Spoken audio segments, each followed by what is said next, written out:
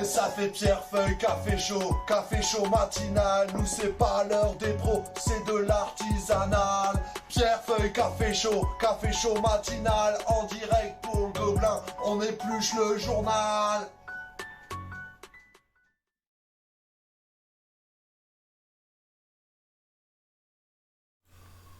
Bonjour,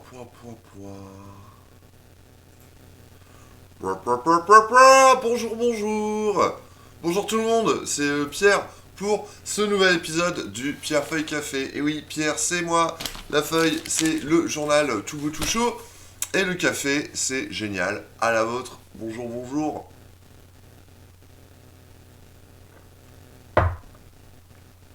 Ça fonctionne.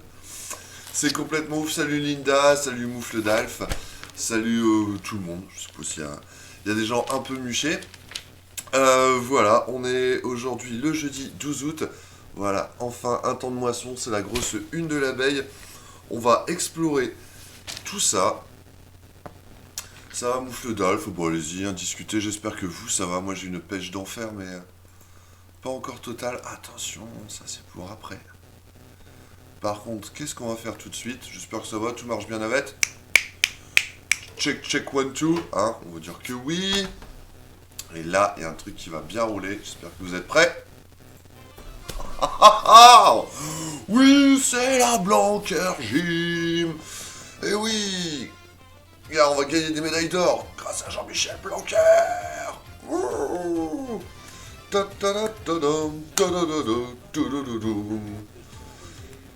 Pom pom signalé.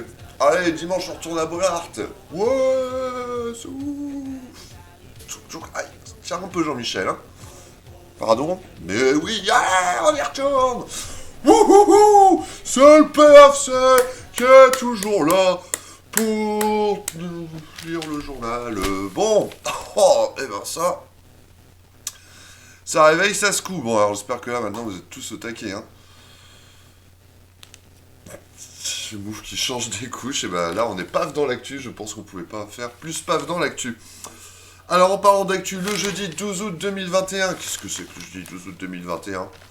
Eh bien sachez que c'est le quintidi 25 thermidor de l'année 229 du calendrier républicain, le jour de la loutre. Voilà, la loutre c'est ce magnifique petit animal que vous pouvez voir ici. On dirait une loutre qui vole, une loutre qui bronze, et là, je sais pas. Ça va être un rat-loutre. Voilà. Je sais pas si vous avez des anecdotes sur les loutres. Ah si, bah il y a les loutres. Les loutres duchesses qui vont ouvrir leur café culturel et citoyen à Saint-Paul. Hein. On en a parlé la semaine dernière dans le PFC, donc je vous inviterai à regarder. Donc voilà, bonne fête à toutes les loutres de France et de Navarre. Si vous connaissez une loutre dans votre entourage, n'hésitez pas à lui dire, parce qu'elle se vexe un petit peu facilement. Ouh là là.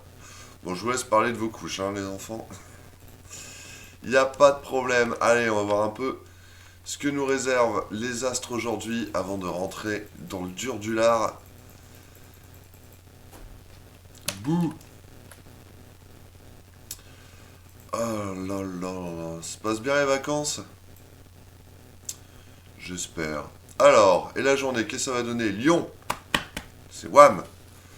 Dites-moi hein, dans le chat quel est votre signe si vous voulez votre horoscope.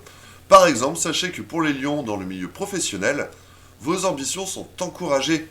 Reste à savoir par qui et pourquoi. Restez sur vos gardes. Toujours louche les encouragements. Affectif, évitez les longues explications. Ayez les gestes simples, les mots justes, et tout ira bien. Genre, bisous. C'est simple et efficace. Hier, le record de température en Europe a été battu. Ok, moufle. Ah, je crois que ça allait être ce week-end. Eh bien, écoute, je pense qu'on va être amené à en reparler. Reste avec nous. Voilà, je vous souhaite tous un bon petit déj. Alors, qu'est-ce qu'on a? Je sais que... Moufle d'Alf, par exemple, t'es vierge hein, de mémoire. Oui, c'est ça, voilà. D'ailleurs, t'es en vacances, donc c'est bien. Professionnel, des projets contrariés. Bon, ça... Aller à la plage, oh non, à la piscine, d'accord. Il faudra faire face à ce désagrément tout en maintenant le cap préalablement fixé. Affectif, gare au revirement de situation imprévisible. certains secrets pourraient voir le jour. Dévoiler tes secrets. Qu'est-ce qu'on... Et... je sais plus, Linda. Qu'est-ce que t'es, Linda? Je ne sais plus. Je mélange à chaque fois. Est-ce que t'es pas Sagittaire, toi? Non. Personne veut son horoscope? C'est pas grave, hein. C'est pas trop grave. Ah, ça, Capricorne, comme mon papa. Alors, Linda, professionnelle, une victoire sur un rival. Bon, tiens. Une satisfaction d'amour-propre dont vous ne tirerez pas gloriole en toute intelligence. Bien ma Linda, ça. Affectif, l'être aimé n'a Dieu que pour vous. Mais malgré cela, vous vous montrez injuste. Oh, c'est pas trop gentil. Il y a peut-être des raisons. Je ne veux pas rentrer dans ce genre de détails. Et puis voilà, c'est pas mal. Vous n'avez pas l'air trop branché au horoscope aujourd'hui. On va se concentrer. C'est tout à fait ça, d'accord. Eh non, mais l'horoscope de la Voix du Nord, c'est une tuerie. Je passe mon temps à vous le dire. Eh ben, tant pis pour les retardataires, parce que là, on va rentrer. Je sais que je suis retardataire. D'ailleurs, excusez-moi, hein, je commence par là, je suis désolé. Mais bon, parce qu'après ce merveilleux live de mardi soir, il fallait tout remettre en... Donc là, regardez, stream de ouf, hein. Normalement, ça va déglinguer. Alors, qu'est-ce qui va déglinguer? C'est l'actualité de la semaine. Avec, évidemment, l'abeille de la Ternoise. Alors, qu'est-ce qu'on a en une de l'abeille? Les pluies retardent les récoltes. Enfin, un temps de moisson? Point d'interrogation. Bon, d'après Moufle d'Alf, on a perçu le Messie, ouais, je pense qu'on risque de devoir en parler. Donc, qu'est-ce que ça dit? Alors, la moisson des blés au 15 août. Voilà bien longtemps que les agriculteurs n'avaient pas connu un tel retard dans les récoltes. Après 3 semaines humides, les prochains jours devraient enfin être propices à la sortie des moissonneuses-batteuses. Ok. On va voir ce qu'il en est. Saint-Paul, le secours populaire. 90 familles aidées chaque mois. Bon. Bravo le secours populaire. Féminicide de Delphine, une marche blanche et des larmes. On en a parlé la semaine dernière. Tourisme, Azincourt et Bourg, une offre commune. Tiens, Séricourt, la chapelle Saint-Martin, bientôt la restauration. Edin, bon c'est pas chez nous, c'est à la une, la foule pour le cochon rose. Et à Brime dimanche, une première édition de la fête de la vache. Voilà, on a le cochon à Edin, la vache à Brimeux, chacun sa spécialité. Oh, il est bien celui-là. Alors, le dessin de Domé, qu'est-ce que ça dit? J'aime bien. La semaine dernière, t'es pas foufou, hein, d'habitude, mais celui-là, il a l'air cool. Et oui, il y a plus de saison qui disait ce message s'auto-détruira dans 5, 4, 3, et voilà, et c'est moisson impossible. Tin, tin, tin, tin, tin, tin, tin, tin, tin. Jeu de mots, mission impossible. J'ai dire les films, mais c'est une série à la base. Enfin bon, voilà. Ok, bien vu Domé. Moisson impossible, j'aime bien. Bien pensé. Bon, alors là, qu'est-ce qu'on a? On a l'actualité internationale. Ah, Moufle, ça le fait rigoler. Voilà, monsieur, entre dessinateurs de presse, confraternellement. Il est très rigolo. Bah ouais, carrément. Voilà, faut le dire. La semaine dernière, j'ai pas trouvé ouf, j'ai pas compris en tout cas. Mais cette semaine, ça pète. Bien vu. Alors, ah bah putain, ça commence fort. Donc, les faits divers sur lesquels généralement on passe assez rapidement. Mais juste, on va rentrer, hop là, dans le vif de l'actu. Parce que on a tout de suite en deuxième page. Alors juste, bon alors là, vous voyez les accidents de la route, tout ça. Mais ici, pollution aux hydrocarbures de la Ternoise. Oh, pourquoi on va en parler? Parce qu'on en parle dans le Gobelin. Excusez-moi. Donc, vu que l'idée c'est de confronter nos articles, tout ça, on va voir ce que ça donne. Les loutres, oui, allez vous promener ailleurs. Hop, donc voilà, le Gobelin. Alors, pas mal d'articles cette semaine. Attendez, j'ai checké vite fait en plus. Depuis une semaine, il y en a 1, 2, 3, 4, 5, 6 articles. Ça, je crois qu'on avait parlé du Toki du terroir. Donc, wow, il y a de quoi faire. Et donc on va commencer par ça. Une forte odeur d'hydrocarbures dans la Ternoise suite à une pollution à Saint-Michel. Alors je vais... Oh, jolie cette photo. Je vais commencer tout de suite par vous inviter si ce n'est pas fait, hein, voilà, pour vous dire que il y a le Tipeee du Gobelin du Ternois, et n'hésitez pas à nous soutenir, je vais vous en reparler juste après. Et n'hésitez pas aussi à vous abonner à notre chaîne Twitch, et si vous avez un compte Amazon Prime, vous pouvez nous filer, pouf, une petite subvention, et ça vous coûte rien dans votre portefeuille. C'est pas génial ça? Bon, je trouve ça génial. Et on va vraiment en reparler tout à l'heure pour des tas de raisons. Mais bon, moi je vais vous expliquer d'abord qu'est-ce qui s'est passé dans la Ternoise à Saint-Michel. Alors, waouh, behind the scene, quoi. Comment ça se passe au quotidien? Ben, c'est très simple, j'étais vendredi dernier au Polo Folies pour voir le spectacle, super spectacle. Waouh, alors là, c'est le meilleur spectacle que j'ai eu depuis très longtemps. C'était la Patrouille des Castors, de la Roulotte Ruche, c'est le nom de la compagnie, et le spectacle, c'est la Patrouille des Castors. Et c'était vraiment génial. Bon, il n'y avait pas un grand monde, mais c'est dommage. Et donc on mate le spectacle, on rigole bien, on chante, on tape des mains, on fait les castors comme ça avec, avec ses dents. Non, non, c'est pas la miniature. Donc voilà, le spectacle se termine. Et du coup, tout le monde range un peu dans le parc. Puis d'un seul coup, pourtant, j'avais le masque. Et grosse odeur, quoi. Grosse odeur de... Je pensais que c'était un peu des solvants, quelque chose comme ça. Et donc tout le monde le sent. Puis même, franchement, ça piquait un peu le nez. Donc je me suis dit, bah allez, on va essayer d'aller voir ce qui se passe, quoi. Mais ça a duré un bon moment. Donc j'ai remonté la Ternoise à pied, je croisais des gens, ils disaient, mais qu'est-ce que c'est? Ça pue, ça sent le gasoil. Donc là, on était au square de Warstein, puis dans le centre de Saint-Paul. Du coup, eh ben, je prends ma voiture, je remonte la Ternoise, et bingo, on tombe sur les pompiers, voilà, qui venaient de terminer cette intervention. Vous voyez, ils avaient mis en fait des ballots de paille ici, donc là, en fait, c'était un... Comment ça s'appelle? Un conduit d'égout, voilà. Et donc ça se déverse dans la Ternoise. Et en fait, ils avaient repéré qu'un peu plus haut, donc a priori dans cette bouche d'égout, il y a quelqu'un qui avait déversé, accidentellement ou pas, on ne sait pas pour l'instant, des hydrocarbures dont la nature reste à définir. Sauf que de là, c'était coulé dans la rivière à Saint-Michel, et bah du coup, ça a suivi le cours de la Ternoise jusqu'à Saint-Paul. Enfin, il y a quand même un ou 2 kilomètres, quoi. Donc je vous dis que c'était pas 3 gouttes, quoi. Et voilà, pollution dans la Ternoise. Bon, ça reste du fait divers, mais je peux vous dire que, ouais, quand t'étais au square de Warstein, tu sentais l'essence partout, ça fait un peu bizarre. Voilà un petit peu ce que je peux en dire. Et donc l'abeille nous dit quoi? Intervention des sapeurs-pompiers vers 19h, un peu avant même, je crois. Ils ont mis en place un barrage préventif. Ouais, une enquête a été ouverte pour définir le lieu exact, mais cela est sans doute lié à une pollution domestique, précisait le capitaine Joseph. L'impact de la pollution semble limité sur la faune et la flore. Ouais, alors je sais pas si ça veut dire limité en fait. Bon. Les abonnements Twitch ont baissé de 1€. Oh bah, j'ai un grésillement. Alors ça, attends. Je suis désolé, je pense que c'est une histoire de câble tout pourri. Check. C'est mieux, non? Et enfin voilà. Bon, j'ai pas vu de canard ou de poisson mort, mais... Quand même, ben, des hydrocarbures dans une rivière, c'est pas trop son lieu, quoi. Enfin, bref. Voilà, bon, ça fait déjà un article du Gobelin évacué. Ça, c'est fait. Alors, qu'est-ce qu'on a bon? Bon, juste petit hommage.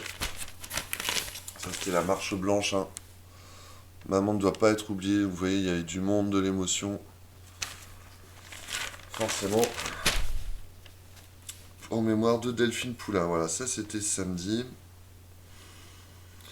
Et son compagnon a été mis en examen pour assassinat. Assassinat, ouais.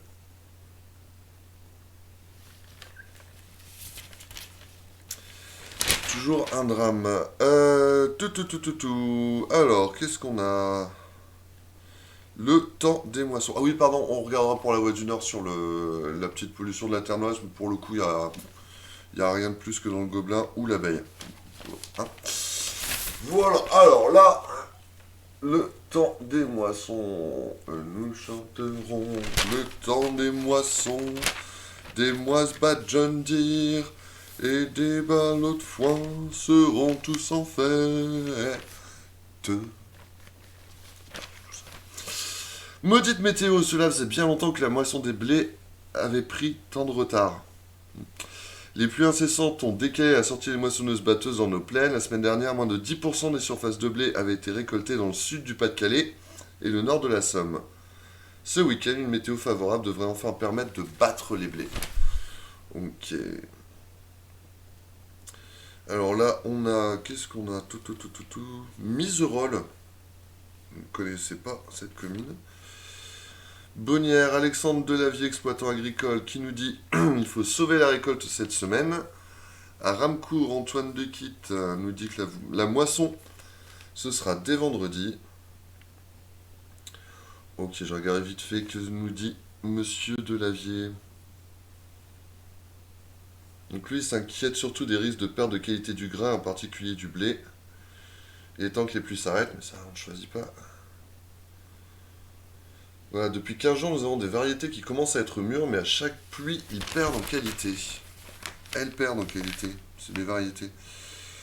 Conséquence, on voit des grains qui commencent à germer. Les plus abîmés sont d'ailleurs les blés qui sont versés, autrement dit par terre, ce qui déclenche une germination du blé.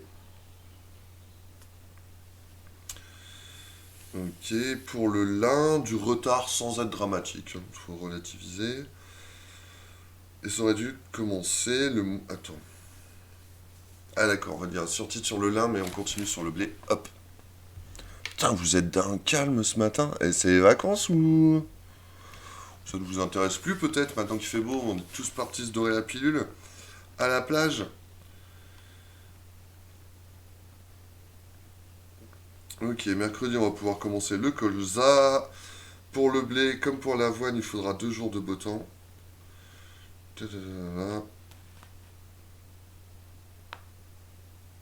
Et voilà, 15 jours de retard pour le lin, mais ce n'est pas dramatique. En résumé, il faut sauver la récolte cette semaine. Les blés qui n'étaient pas mûrs il y a 15 jours seront moins impactés. Il est quand même temps que la pluie s'arrête. Comme ça, on est tous d'accord là-dessus. Ok ?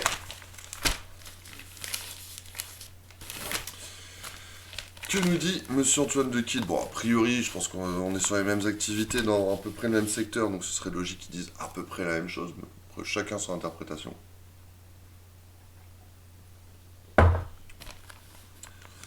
Alors, lui, il vit au rythme des moissons depuis 20 ans. Alors, pas encore un hectare de fait, ni blé ni colza, avoue-t-il. Les blés présents avant la vague de pluie que nous avons eue n'étaient pas mûrs.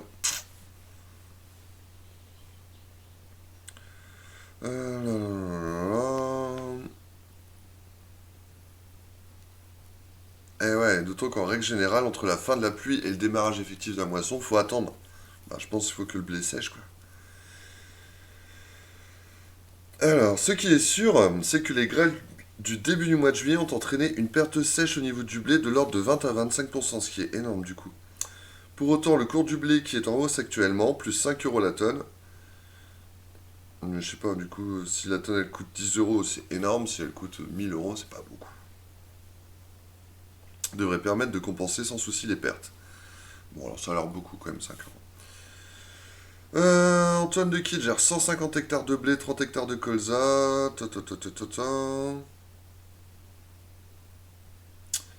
Ok, la moisson ne démarrera pas avant vendredi, durera 6 jours sans interruption. Tant qu'on n'a pas récolté, on ne sait pas ce qu'on va sortir. On attend de voir ce qui se passe. Ok.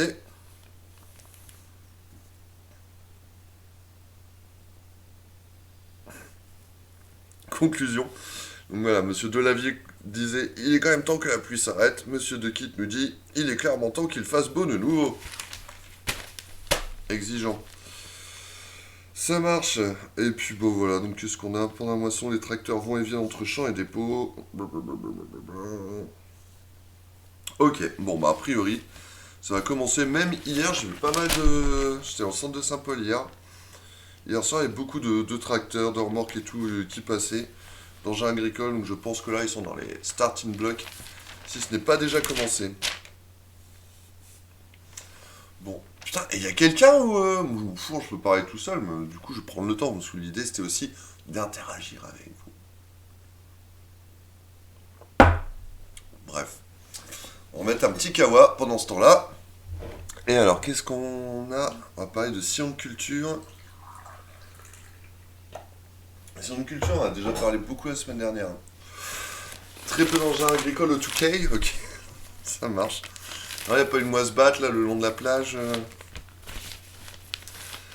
Quoique, tu dis ça, la dernière fois quand j'étais à Berck, il y avait beaucoup de tracteurs avec des remorques parce qu'ils remettaient du sable sur la plage. Et je crois que tous les jours, il y avait un balai de tracteurs. Donc, tu vois, c'est pas complètement impossible. C'est les vacances, hein. Ouais, bah, pas pour tout le monde. Bonnes vacances à tous ceux qui sont en vacances. Je ne suis pas jaloux du tout. Non, en vrai, pas du tout. Ça viendra bien assez tôt. 11 rendez-vous fixés dès le 4 septembre pour Sion Culture. Bon, ça on l'a détaillé la semaine dernière, on avait fait tout le programme dans la Voie du Nord, hein, donc je vais pas y revenir.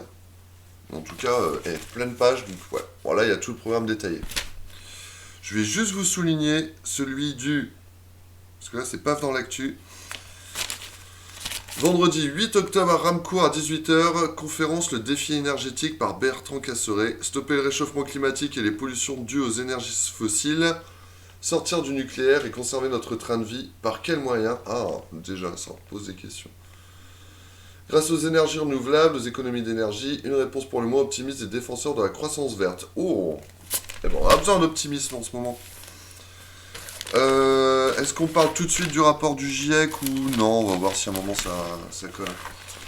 T'es debout depuis 7h du mat, t'as ta gueule devant le PFC, mais ça parce que c'est le plaisir.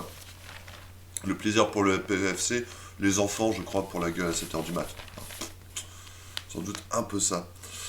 Ouais, on va y repasser après. Allez, qu'est-ce qu'on a ici? Développer une nouvelle offre entre Azincourt et Bourg. Donc là, on parle de tourisme. Ah oui, alors sur la photo, je vais vous détailler un petit peu si vous ne connaissez pas. Vous reconnaissez ici Monsieur Mathieu de Monchaux, le nouveau maire d'Edin et président de la communauté de communes des Sept-Vallées, je crois. Et hop là, Monsieur Marc Bridou, qui est demeuré président de Ternois-Com aux dernières élections. Et donc là, ils sont au centre historique de Azincourt. Donc l'idée, c'est de développer un partenariat entre Azincourt, vous connaissez la bataille d'Azincourt, hein, 1415, oui, oh, putain, c'est chaud. Et donc le donjon de Bourg, hein, qui est quand même une pièce maîtresse du tourisme dans le Ternois. Donc ils veulent tisser une passerelle entre les deux lieux, ok. Bon, ça avait été voté au dernier conseil de Ternois-Com. Créer un flux entre le donjon et Azincourt. Je sais même pas si est-ce que c'est vraiment la même... Donjon de Bourg, c'est quand, quelle époque? Petit clin d'œil, moufle d'Alf.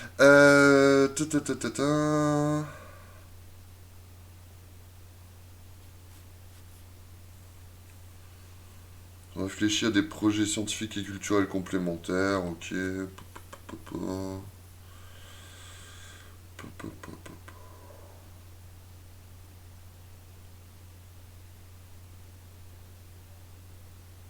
Ok, bon, lier les deux sites avec un petit parcours touristique, on peut que les encourager. Ce qui est rigolo, alors, parce que là, ça a été bien mis en avant par l'abeille, on n'est pas obligé de se marier. Donc ça, j'ai vu, on repassera dessus tout à l'heure avec la Voix du Nord, mais c'est les mêmes propos quelque part, heureusement. Donc il y avait une conférence de presse.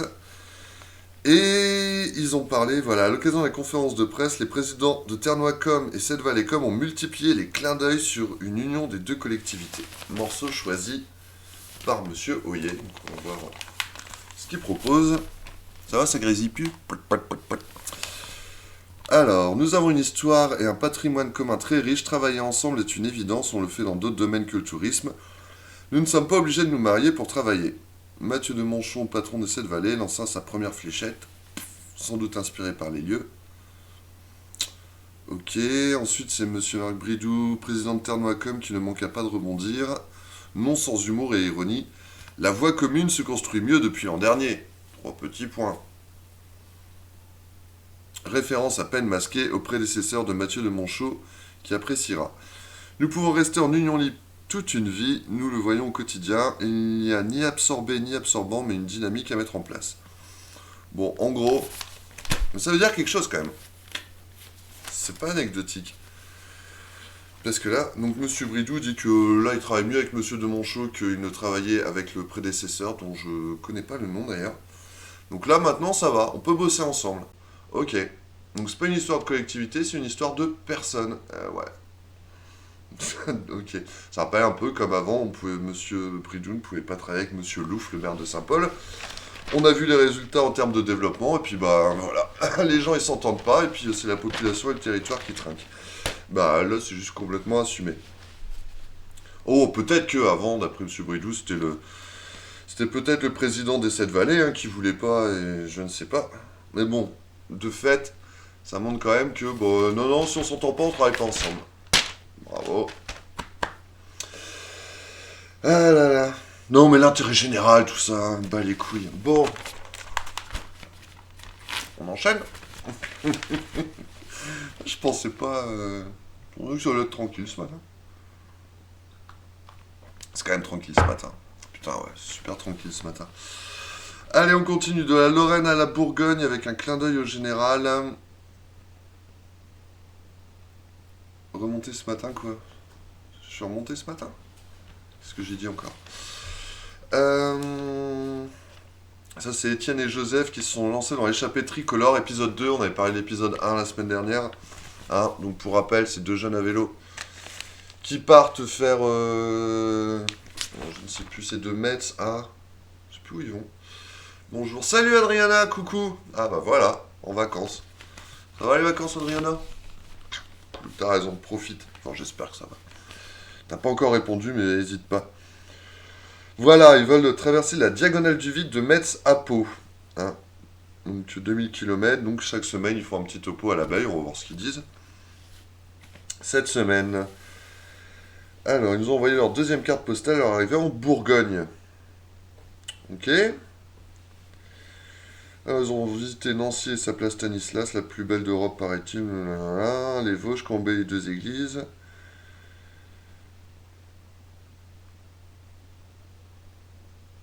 Nous avons traversé un autre lieu historique, celui de la fameuse bataille d'Alésia. Mais je croyais qu'on savait pas où c'était Alésia, non? Je sais pas, dans Astérix, pour le coup, ma seule référence c'est Astérix, où à chaque fois on me dit, oh, c'est pas, ça existe pas Alésia, parce qu'ils ont perdu. Les Gaulois. Ça va, 3 semaines restantes, putain, il reste plus que 3 semaines avant la rentrée.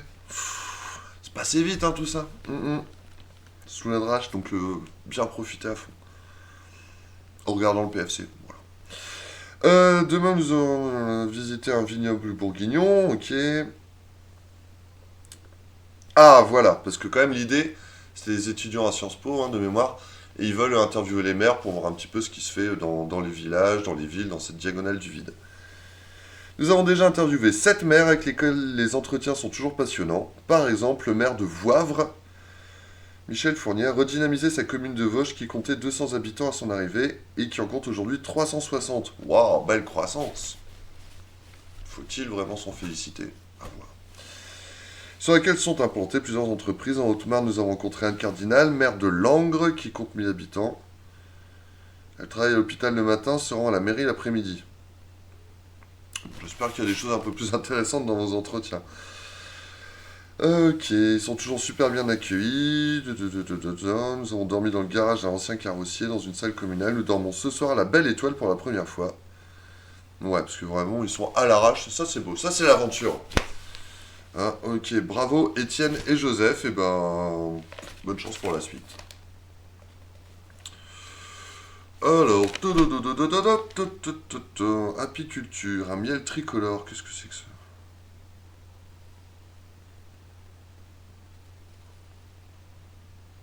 Il parle du miel sur les toits de l'Assemblée nationale. Bon, pourquoi pas, regardez. Les meilleurs sont là. Mais ouais, grave Linda.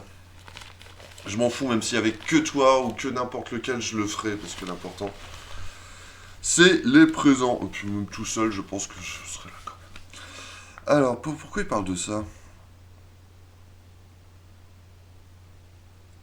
Ah, le sous-préfet de l'arrondissement de Montreuil. Ok. Non, ça n'a pas de sens. Attends, je vais vous le lire. Vous allez m'expliquer. Après la levée des 4 de miel sur le toit, l'extraction a été réalisée en présence du président de l'Assemblée nationale et du sous-préfet de l'arrondissement de Montreuil. Malgré les conditions climatiques, une récolte de 30 kg de miel, ce qui est très bien, note le député apiculteur. Mais c'est qui Richard Ferrand? Robert Terry? manque une info là. Le parlementaire ne manque pas une occasion de défendre les abeilles, source de notre existence.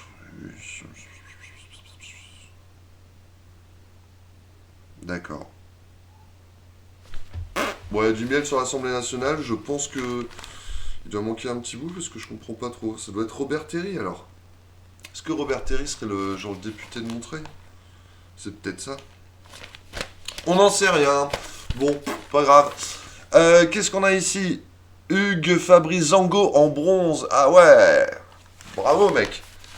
Donc, lui, il est burkinabé. Oui, c'est une médaille pour le Burkina Faso. Hein. C'est pas pour la France. Mais il est licencié à Bruay, au club d'athlétisme.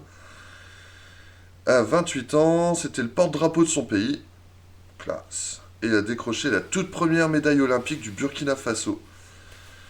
Pour un triple saut à 17,47 m. Ça, bravo champion. Là, on comprend. Là, c'est clair.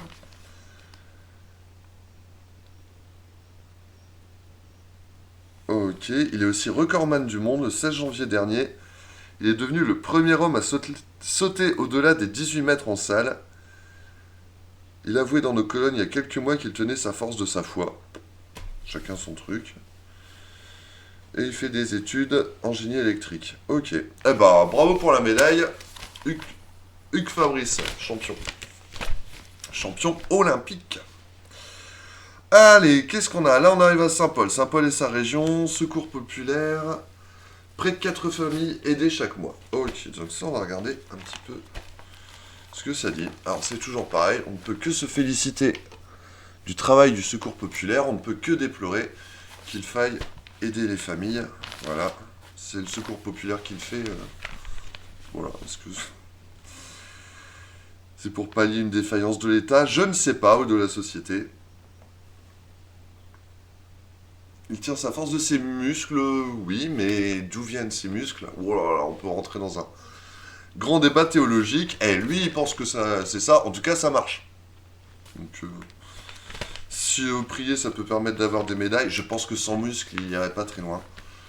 Faut un peu de tout, chacun sa motive. Moi, c'est le café. Yes. Alors, le secours populaire a organisé lundi sa deuxième braderie depuis 18 mois. Il me semble qu'ils en font une d'ailleurs, non? Je sais pas.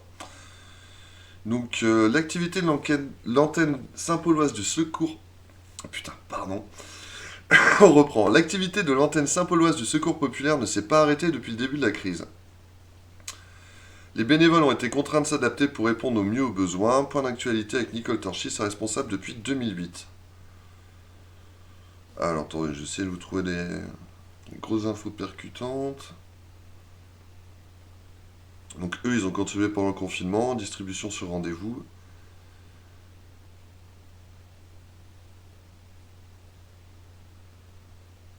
Ah ouais, du coup, ils ont dû limiter par rapport à la crise.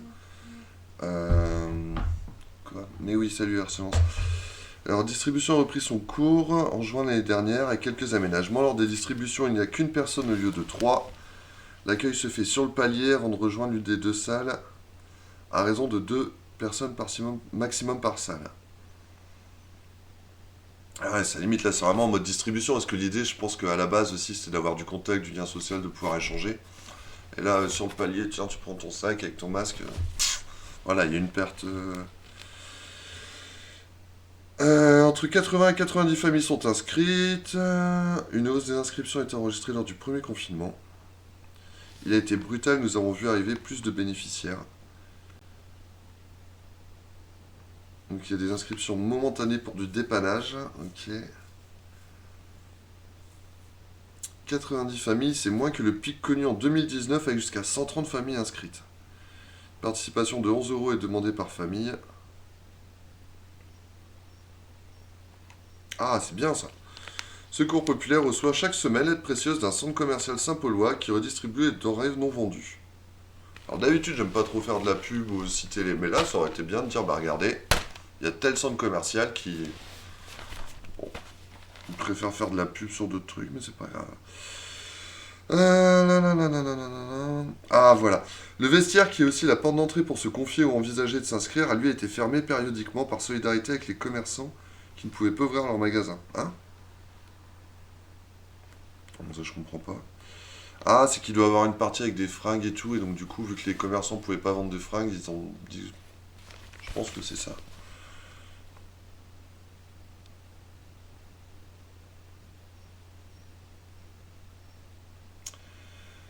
Ok, bah voilà. En tout cas, sachez que le vestiaire est ouvert à tous sans condition les lundis et jeudis de 14h à 16h30.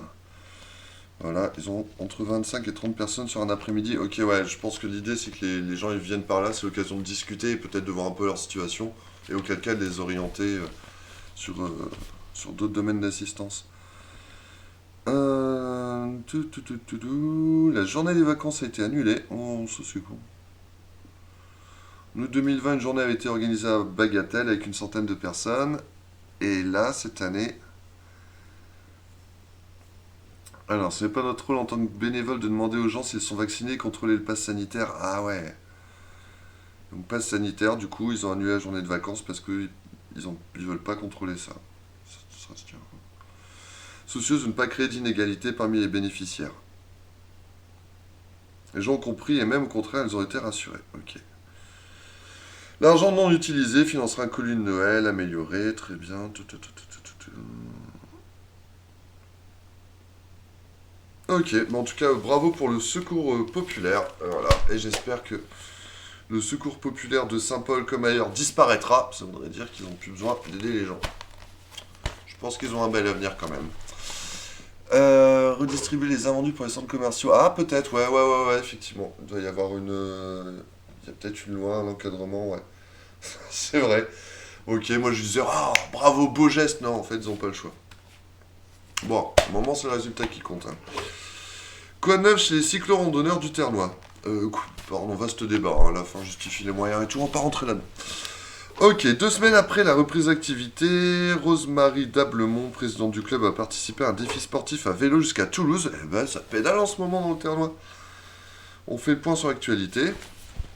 Bon, Alex, qu'est-ce que ça dit? Alors, 150 adhérents au cyclo-randonneur. Oh, au niveau départemental, ils ont perdu 1000 adhérents quand même. Ils sont une trentaine à marcher, une vingtaine à vélo.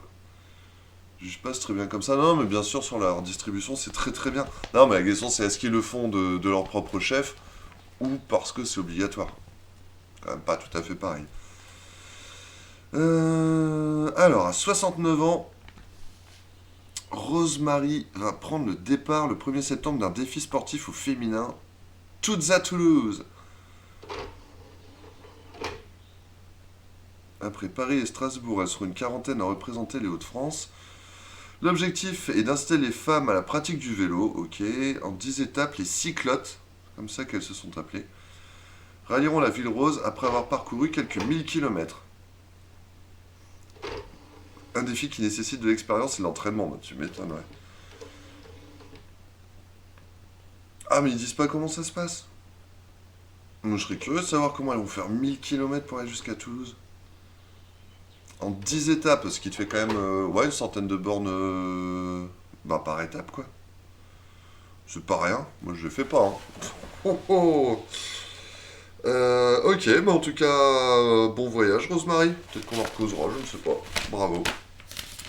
Bon courage, bonne promenade. Qu'est-ce qu'on a ici?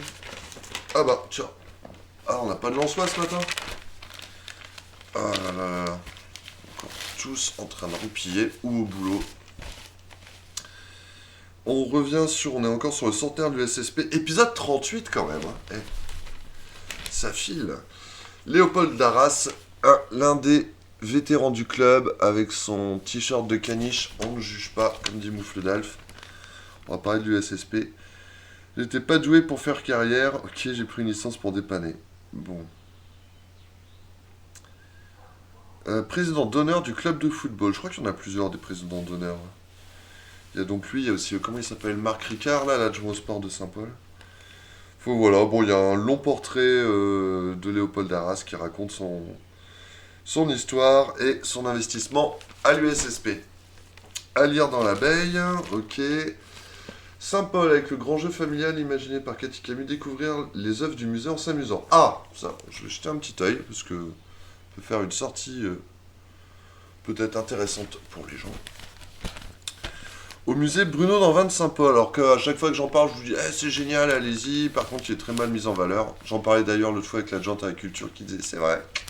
Peut-être du boulot, mais on a des projets, donc voilà.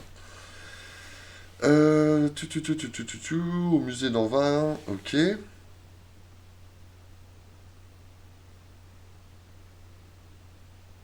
Ouh. Donc il parle de la jeune Suzanne qui vient de Vambercourt, je ne sais pas où c'est. Avec sa mamie. Avec Nicolas venu de Valuon, ils ont été les seuls participants à l'animation imaginée par Cathy Camus. Ah ouais, donc il n'y avait pas grand monde. C'est dommage parce que connaissant Cathy, ayant déjà vu son travail, franchement elle fait de belles choses. Si les gens suivent pas.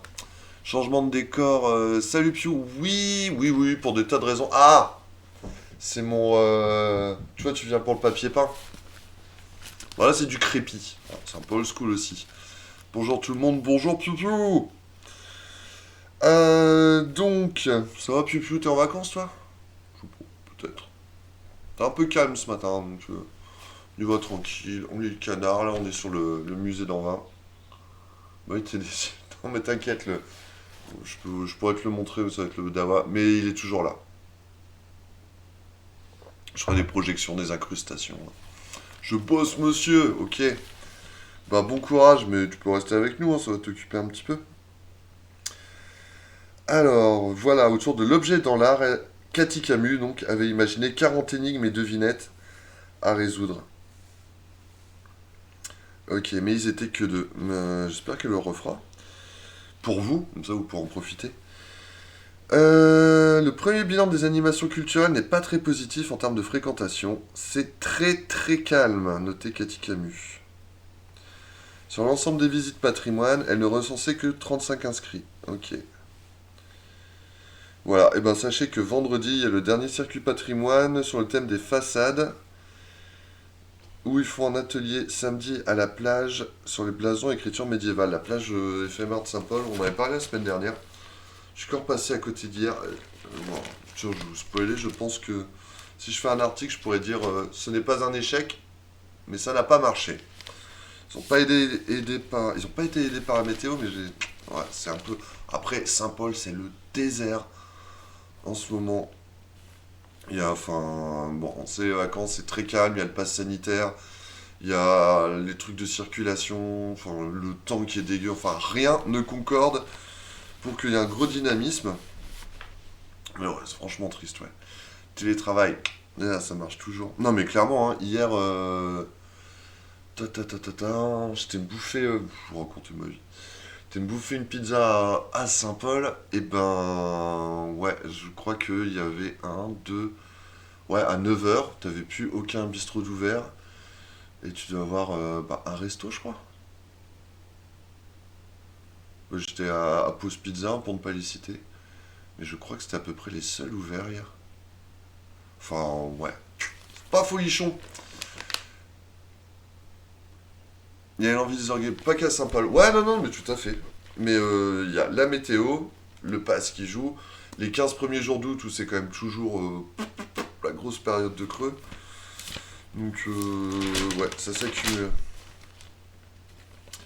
Mais quand même, eh ben regardez, il y a quand même des animations, il y a des gens qui organisent des choses. Par exemple, à Trois-Vaux, les 21 et 22 août, c'est quand se passe cette semaine? Non, c'est la semaine prochaine. Attendez, pardon. Ouais. Ça va, la connexion, c'est pas... Ça roule. Avec la troupe Atrébat Théâtre,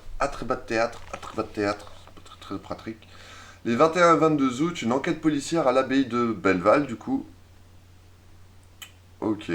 Voilà. Bon, je vous invite à regarder. En tout cas, non, super troupe Atrébat Théâtre. On en parlait la semaine dernière avec Moufle d'Alf, on avait déjà fait une enquête policière avec eux. Et en plus, l'abbaye de Belleval est très jolie. Donc, deux bonnes raisons de participer à cette animation. La fluide et la qualité, oh yeah! Saint-Paul à 17h, t'as un ouvert, ok, je sais, je pense savoir à quoi tu fais référence. Je pense que je voulais dire à 15h. Parce que voilà, la semaine dernière, Monsieur Dalf est passé. On s'est dit, allez, on va se prendre un petit verre en terrasse. Bah, juste en face du bureau du Gobelin, c'était le Grillon qui est fermé l'après-midi. La Fontaine était fermée, là en plus en vacances.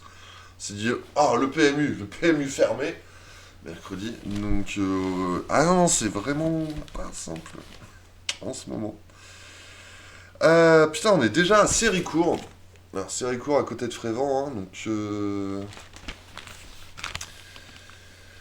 Alors, le chantier de la chapelle va débuter en septembre. Après, alors, est-ce que vous voyez, très joli, hein, la chapelle de Séricourt, ici, vraiment à l'ancienne. Hop là. Donc, 300 000 euros seront nécessaires pour restaurer l'édifice fermé depuis 10 ans. Ok. Construite au début du XVIe siècle, chapelle dédiée à Saint-Martin. Détruite sous Charles Quint. Oh, beaucoup de choses détruites sous Monsieur Quint.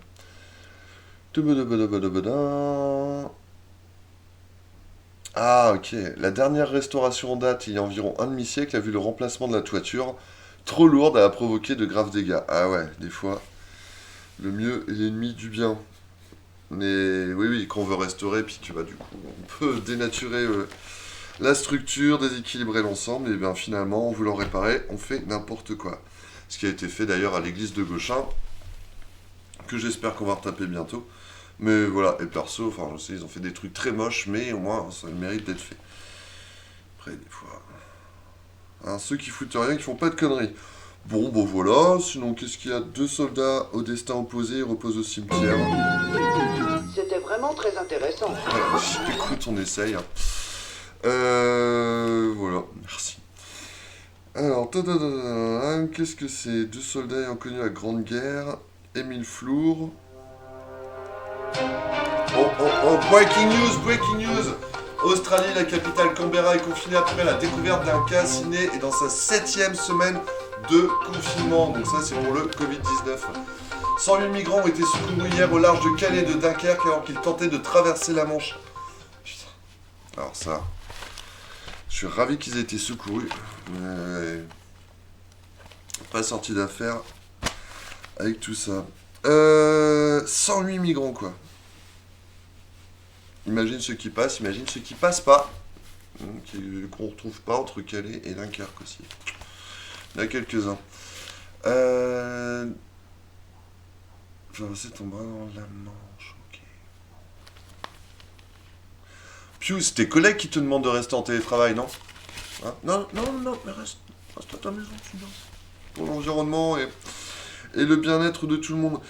C'est honteux. Quoi, quand il y a des migrants qui traversent la Manche, ouais, c'est honteux, surtout qu'on ait des gens qui soient dans une telle situation de détresse qu'ils arrivent à de tels extrêmes. Ça, c'est honteux. Alors, on va encore parler football. Football, la reprise de la saison à Frévent. Faut que j'aille les voir. Donc, Coupe de France, franchir le 4e tour. Bon, il y a une nouvelle équipe dirigeante, ok. Ils veulent remonter au plus vite en 3e division. Oui, ils sont en D4 Frévent actuellement. Ils étaient descendus, alors pas la saison dernière parce que saison blanche ou quasi. Celle d'avant qui avait été interrompue. Crise Covid, tout ça, enfin, je me rappelle pas. Donc voilà.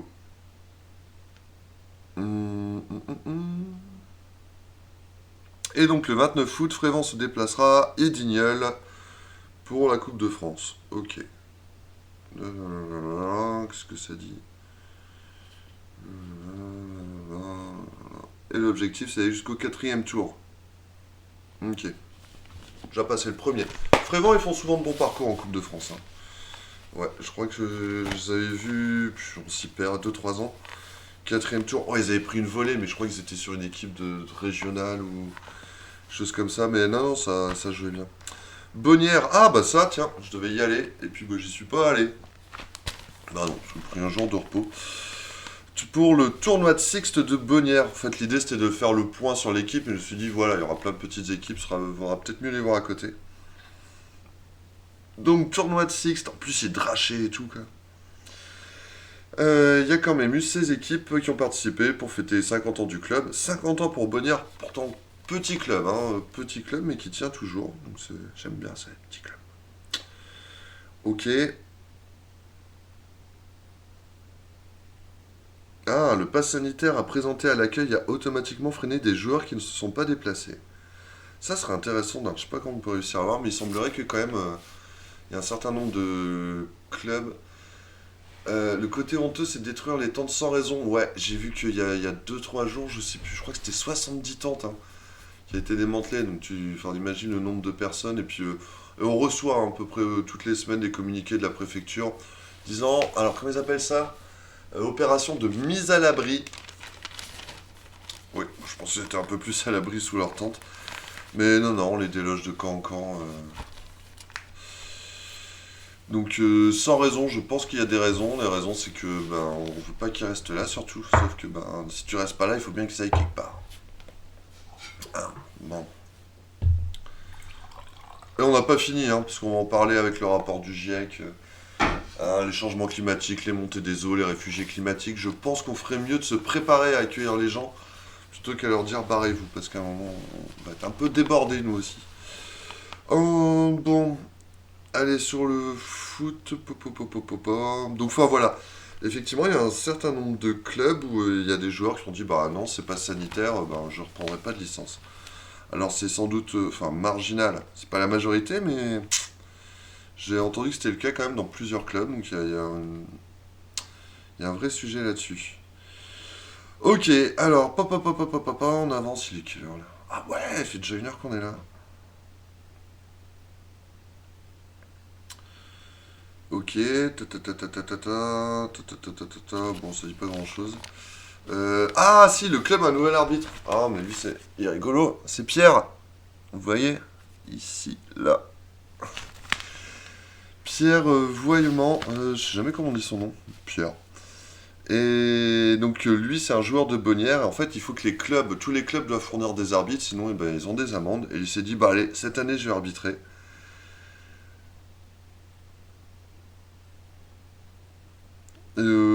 Non, super mec, supporter de Lens et tout, membre du COP du Ternois, donc bravo Pierre, je suis curieux de le voir en arbitre quand même. Alors, qu'est-ce qu'on a? C'est gay tout ça, je suis désolé Adriana, c'est l'actu, hein, Gare, qu'est-ce que... Faut que je trouve des bonnes nouvelles, mais moi je lis le journal, je ne choisis pas. Gare, ça c'est un peu gay. Je vais changer de truc.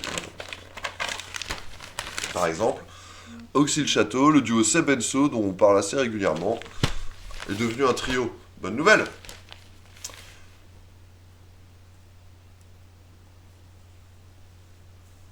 Local Jean Raymond qui est... Ah, sans doute. Ouais, c'est vrai que des fois il y a des concours de légumes.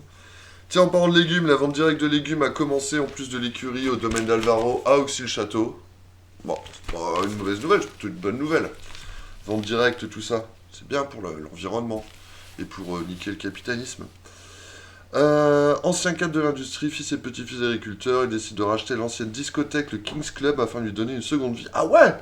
Ah bah putain, pardon. Genre le King's Club, c'est devenu une ferme où on fait de la vente directe et... Après, j'ai jamais eu le bonheur d'aller au King's Club. Alors, attendez, je regarde vite fait, qu'est-ce qu'il dit?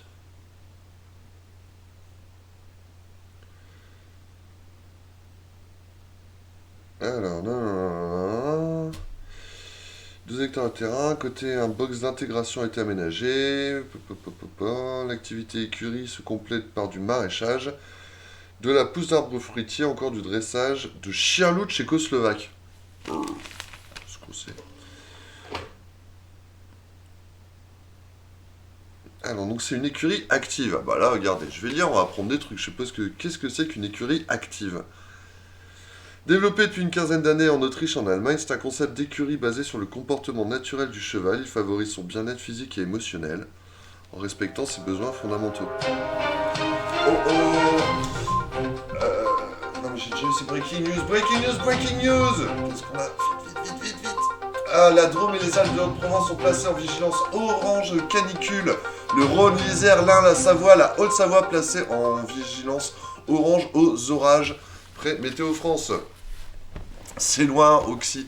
Ouais, c'est vrai. Mais bon, vous avez vu les pages de Saint-Paul-Frévent, c'était pas ouf. Et puis c'est loin, ça dépend par rapport à où. Breaking news! Au moins 69 personnes, dont 28 militaires, ont perdu la vie dans les incendies qui ravagent le nord de l'Algérie. Ça l'affaire aussi, bah voilà.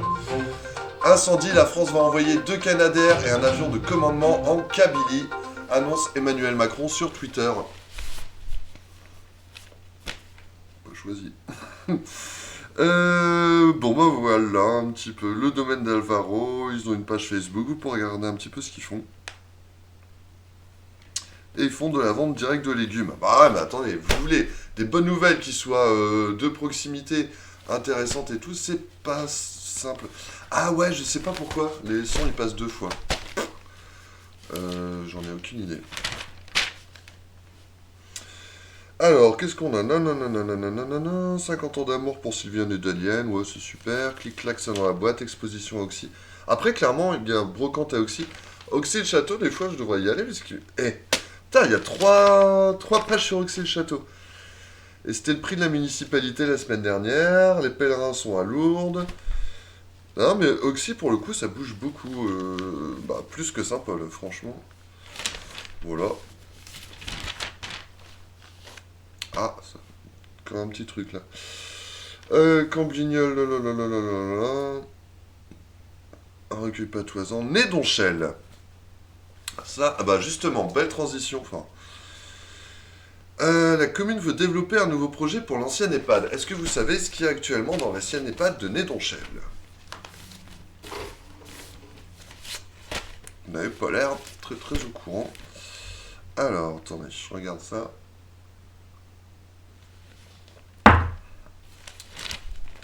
Alors, pourquoi ça fait transition? Il y a quand même une demi-page. Hein. Hop là, vous voyez ici, avec Monsieur le maire. Ça fait transition parce qu'on parlait des... Bah tiens, allez Pierre, on va être de bonne humeur. On parlait des 108 migrants qui ont été sauvés en voulant traverser la Manche. On parlait des démantèlements de camps qui se font régulièrement, les mecs qu'on rejette sur les routes tout le temps. Et bah en fait, à Nédonchel, depuis...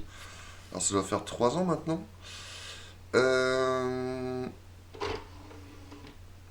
Ouais, c'est ça. L'ancien EHPAD de Nédonchel a été converti en centre d'accueil pour les réfugiés. Alors ce qui s'est pas fait sans quelques remous au début. Et finalement, de ce que j'ai vu, ça se passait pas trop mal. Hein, on en a déjà parlé quelques fois. Et donc là, visiblement, il faut un nouveau projet pour l'ancien EHPAD. Donc qui dit nouveau projet, dit fin du centre d'accueil. Après, si c'est la fin du centre d'accueil parce qu'il n'y a plus personne à accueillir et que tout le monde a été bien intégré et sauvé et tout, ok. J'ai tellement de trucs qui me viennent là. Je vais me concentrer sur ce qui est écrit. Alors, l'an dernier, Frédéric Diaz a succédé à Jean-Pierre Blanquer. Les deux hommes avaient eu plusieurs différends par le passé. Aujourd'hui, le maire, donc Frédéric Diaz, veut tourner la page et se pencher notamment sur le dossier de l'ancien EHPAD. Reconverti depuis 2017 en centre d'accueil et d'examen des situations, le lieu d'une capacité de 100 places héberge des migrants, hommes isolés, familles ou femmes. Mais, face aux incivilités constatées par le maire qui n'hésite pas à faire 2 fois par jour le tour de sa commune, il affirme « On ne peut pas dire que rien ne se passe à Nédonchel. Certains cas d'incivilité viennent des migrants, mais pas uniquement. » Ok. Il mentionne notamment des déchets laissés dans les rues ou encore des agressions verbales. Ok. Face à cette situation, Frédéric Diaz souhaite pour sa part tourner la page du CAES. Pour cela, il a saisi le conseil d'architecture blablabla afin d'élaborer un nouveau projet, dont les tenants et aboutissants ne sont pas encore connus. D'accord. Il fait un centre pour handicapés ou des bureaux. Oui. En tout cas, le maire de la commune n'hésite pas à lâcher. Je n'ai rien contre les migrants, mais je veux qu'ils partent de Nédonchel. Très bien. Histoire, selon lui, de retrouver un petit peu de tranquillité. Je pense que ça mériterait de faire un petit tour à Nédonchel. Ah ouais, non mais Frédéric Diaz, tu vas être mon meilleur copain, quoi. Réflexion autour des caméras et de la sécurité. Mais oui. En lien avec le dossier CES, donc le centre d'accueil, mais aussi par rapport aux problèmes de comportement routier, la municipalité réfléchit à installer des caméras. D'accord. Ah oui, des nouveaux panneaux stop, ainsi que des ralentisseurs viendraient compléter le dispositif. D'accord. Donc là-bas, si on met des caméras, après on va mettre des panneaux stop et des... Comment ils appellent ça? Et des ralentisseurs, ok. Mais d'abord les caméras, et après on complétera avec des panneaux stop, des ralentisseurs. Non mais putain. Ça va, j'ai trop de café, pas encore. Non mais j'en ai marre de dire des conneries. Ah là là là, les containers à carton à verre situés derrière le CES à côté du cimetière. Oh bah oui.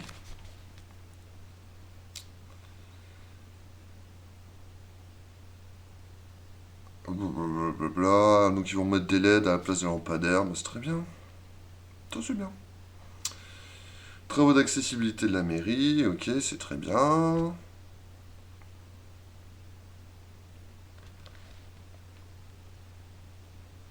Et la Ducasse le 5 septembre.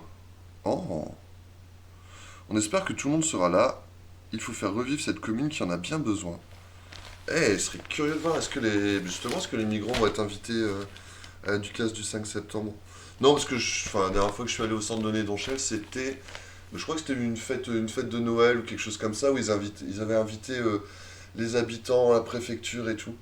Et je garde un souvenir très ému de ce truc, parce que franchement, t'avais tous les réfugiés, ils avaient fait la bouffe avec leur spécialité de chez eux, ils assuraient le service, ils étaient tellement contents. Ils avaient fait voilà, t'avais des musiciens, ils chantaient les chansons de chez eux, t'avais les gamins qui avaient fait une chorale. Ils avaient, voilà, invité les gens pour les remercier de leur accueil. Ouais, et franchement, c'était beau. Mais là, on juste les tèges. Alors, je comprends, on fait, oui, bah, qu'est-ce qu'on a, mais je trouve, voilà, putain, les pauvres, ils se font expédier de partout. Avant, ils étaient à Belleval, hein, et puis, bah, au bout d'un an, on leur a dit, allez, vous êtes bien gentils, mais vous allez ailleurs, on a d'autres projets. Bon, du coup, depuis, on a vu 0 projet. Du coup, ils se retrouvent à Nédonchel, donc là, ça fait 4 ans. Non, mais je comprends, hein. C'est une charge, ça demande certaines contraintes. Enfin, ça impose certaines contraintes et tout. Mais, voilà, juste les pauvres, ils vont nulle part. Je suis pas raciste, mon chien est noir, non mais tellement. J'ai envie de faire un petit tour à Nédonchel quand même. Bon. Perne, du côté du football local. Voilà, sans transition. Quoique, il y aura peut-être une. Pas de match avant la Coupe de France. Ou c'est pas vrai, ils ont joué contre Frévent en amical. Ils ont perdu, je crois d'ailleurs. Donc, Perne qui évolue en D5, a repris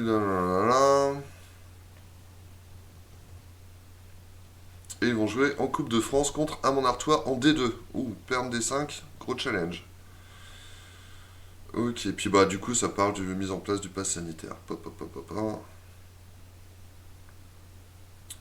Et ils recrutent parce que certaines catégories sont trop justes, elles risquent de disparaître. Mais par exemple, je sais qu'il y a Perne, alors je sais pas s'il y a encore, parce que bon, du coup ça fait 2 ans que les saisons sont un peu hachées, mais ils avaient un joueur qui était, je me demande si c'était pas un Afghan, qui était au centre de Nédonchel. Bah voilà, et lui il s'est inscrit au club de foot de Perne, d'ailleurs il jouait plutôt pas mal, j'étais bien content de l'avoir récupéré. Et bah je pense qu'au niveau intégration c'était pas mal, hein. Le sport c'est une belle forme d'intégration. Voilà, donc on veut bien des migrants quand ils jouent au foot, mais sinon vous dégagez. Allez. Bon, qu'est-ce qu'on a? Tiens, allez, ça on peut l'annoncer, le Vaccinocar fait son retour autour de Perne. Il serait quand? Le 19 août à Epserbeval, de 9h à midi, et l'après-midi à Étru. Voilà, si vous voulez vous faire vacciner. Et je crois que c'est priorité aux secondes doses. Ouais, voilà. Priorité sera donnée aux secondes injections.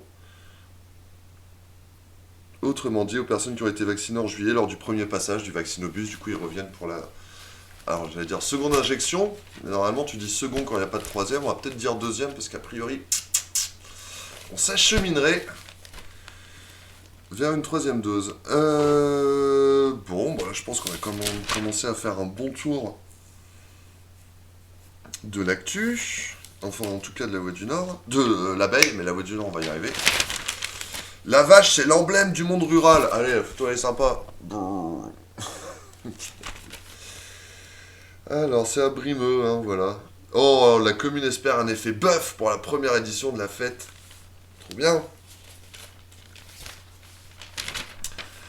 Trop bien. Oh là là. Ça, c'est la fête du cochon rose. Voilà. Donc, on a la fête de la vache, la fête du cochon rose. Bienvenue dans le Ternois. Après, il y a du monde. Putain, Edin, je sais pas si vous voyez un petit peu, là, les terrasses. C'est blindé. Ouais, clairement. Après, c'est une fête, je crois que c'est du 5 au 15 août, donc il y a encore 3 jours de fête du cochon rose. Voilà. Et retrouvez le programme sur la fête du cochon rose. Ok. Page Facebook. Site internet d'Edin, tout ça, n'hésitez pas. Gros stuff. Bon, et puis voilà. Et on arrive sur la fin. Parce que la didoxie était coupée en deux, une page d'histoire. Et puis voilà, les mots croisés. Programme télé. La recette du parmentier du soleil.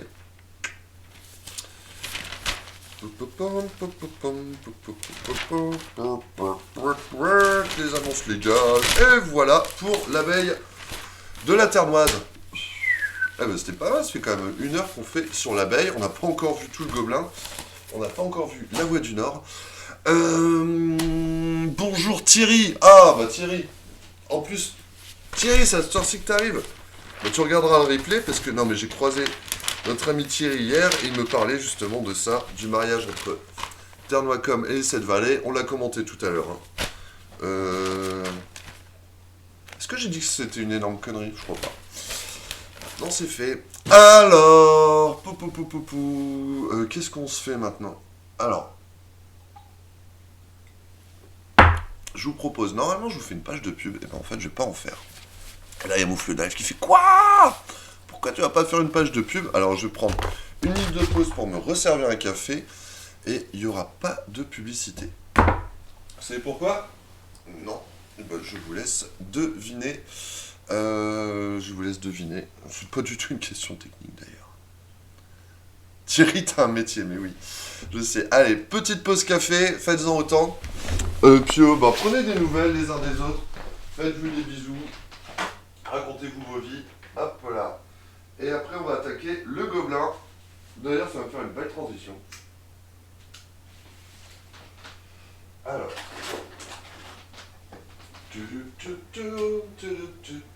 C'est jeudi matin. Eh, mon super stagiaire, il est pas là d'ailleurs. Mr. Puck. Ah là, je vous jure. Magnifique journée en tout cas, le grand ciel bleu. Hey, c'est la nuit des étoiles, hein. Enfin, c'est les nuits des étoiles en ce moment. Je vais regarder avant-hier, et puis c'était mort. Peut-être ce soir, on pourra avoir des étoiles. Est-ce que vous avez vu des étoiles filantes cette année? Les loulous. Moi, rien du tout pour l'instant. Le ciel était quelque peu couvert, il faut bien l'admettre. Mais voilà, Monsieur Dalf par exemple, hein, qui est en vacances au UK, eh ben, si j'étais toi, j'irais mater les étoiles sur la plage en même temps, vu la pollution lumineuse, c'est peut-être pas l'endroit rêvé. On doit être un peu mieux dans le Ternois. Genre sur la montagne à Manicourt, là tu dois avoir un beau ciel. Ce serait une belle idée. Bon, voilà, j'espère que ça va, sinon de votre côté, moi je suis un peu remonté, mais pour des raisons qui me semblent légitimes, et d'ailleurs,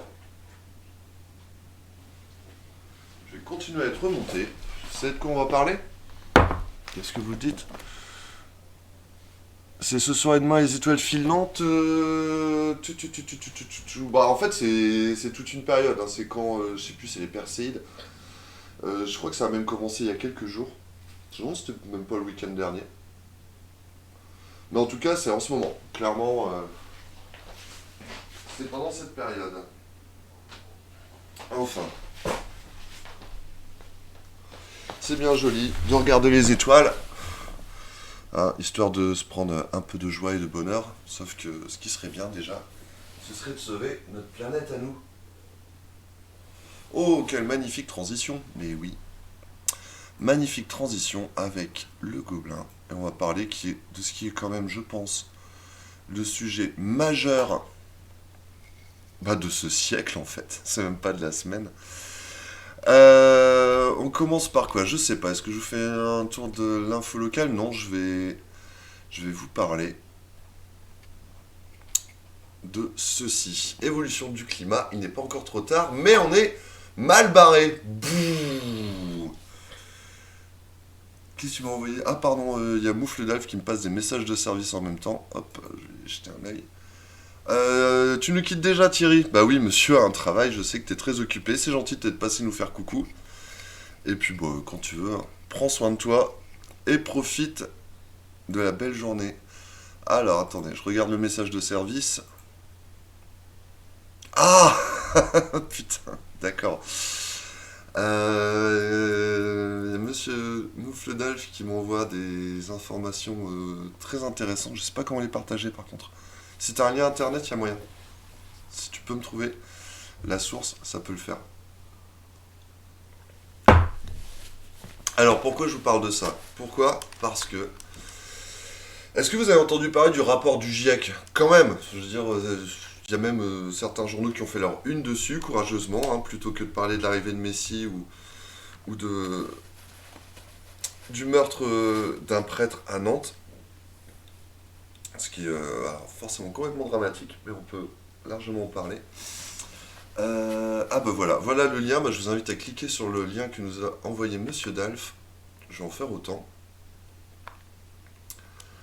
Hop, et vous avez cette magnifique carte des feux qui sont actuellement en train de couvrir un peu tout le monde. Alors, petite nuance. Fire Information for Resource Management System. Parce qu'il y en a vraiment partout. Et j'ai vu une carte l'autre fois, et c'était une carte qui... qui recensait les incendies partout dans le monde, mais à partir des sources de chaleur. Et du coup, en zoomant un petit peu, j'avais vu par exemple qu'il y avait un énorme feu à Dunkerque, je sais qu'est-ce que c'est. Et en zoomant bien, tu voyais que c'était le site, c'est le haut fourneau de ArcelorMittal. Donc c'est source de chaleur et donc c'était répertorié. Donc il faut voir un petit peu comment sont identifiés, parce que c'est pas forcément des feux de terre, de forêt, de tout ça. Là c'est ArcelorMittal et il y a tout le temps le feu là-bas. Donc voilà, petite nuance à regarder. Il n'y avait pas que Messi dans l'actu. Ah non, il n'y avait pas que Messi, non. Loin de là, il y avait surtout donc le rapport du GIEC. Alors la première partie du 6e rapport du GIEC qui est sorti, c'est les services des pompiers. D'accord, ça marche. Le truc c'est quoi? J'arrive pas à zoomer dessus. Non, c'est juste parce qu'il y en a quand même énormément. Bon, après on voit effectivement que ça crame aux États-Unis pas mal, au Brésil énormément. En Afrique... Ouais, je sais pas, pardon, hein, je remets pas en cause tes sources. Mais quand je vois, enfin là t'as vraiment tout le centre de l'Afrique qui a l'air en train de brûler. J'ai plutôt l'impression que c'est une histoire de chaleur, non? Peut-être. Vérifions nos sources. Et donc c'était lundi. Alors, ah bah oui, pareil, lundi c'était aussi la mise en place du pass sanitaire. C'était la grosse actu du jour, mais non, le 6e rapport du GIEC, donc, et justement, c'est l'intro de l'article du Gobelin. Donc lundi, j'étais en terrasse pour faire mon article sur la mise en place du pass sanitaire. Là, je croise Thierry Milhomme, un vieux copain, un mec bien rock'n'roll. C'est un peu pas clair, ouais, hein, je pense. Mais bon, c'est quand même éloquent sur les chaleurs. Et je croise mon copain Thierry, on discute vite fait, je sais plus, dans la discussion, on arrive à parler de cette histoire de rapport du GIEC. Et là, il me dit... Il y a 50 ans, le rapport de Rome annonçait déjà le changement climatique. J'avais 16 ans et j'étais au courant, même dans mon petit village du Ternois. On pourra pas dire qu'on savait pas. Donc, effectivement, s'il y a 15 ans, le mec dans les années 70, hein, je crois, c'était en 72 de mémoire le rapport de Rome. Et donc dans le Ternois, il savait que, waouh, si on continue, ça va faire n'importe quoi. Qu'est-ce qui a changé depuis? Je ne sais pas. D'ailleurs, j'en parlais l'autre fois avec un proche. Parce que voilà, lundi, il y a eu le pass sanitaire, il y a eu le meurtre d'un prêtre à Nantes et il y avait le rapport du GIEC. Donc à un moment, ce qu'on appelle la hiérarchie de l'information. Et il y en a énormément, notamment sur les chaînes info, qui parlaient du meurtre du prêtre, ce qui est logique. Là, c'était pour le coup breaking news. Mais par exemple, je vais juste souligner qu'il y a le quotidien La Croix, quotidien catholique, d'obédience catholique, et qui a fait sa une sur le rapport du GIEC, et en fait le meurtre du prêtre c'était un bandeau au-dessus. Alors, plusieurs solutions, soit c'est un choix éditorial, soit ils ont été pris de court et ils avaient déjà préparé, peut-être un peu des deux, Mais je trouve ça, comment dire, assez fort de la part de la Croix, de faire un tel choix éditorial. Bon, voilà. Donc, qu'est-ce qu'il dit? Et donc ça, j'en parlais avec un de mes proches. Je dis, ah ouais, je trouvais ça bien de la part de la Croix, enfin, d'avoir eu quelque part, c'était assez courageux de choisir ça. Et la personne avec qui j'en parlais me dit, bon, ah non, je vois pas pourquoi, enfin, réchauffement climatique, ça fait 50 ans, on sait que ça existe, je vois pas où elle est l'actu. Ah, ok. Bon.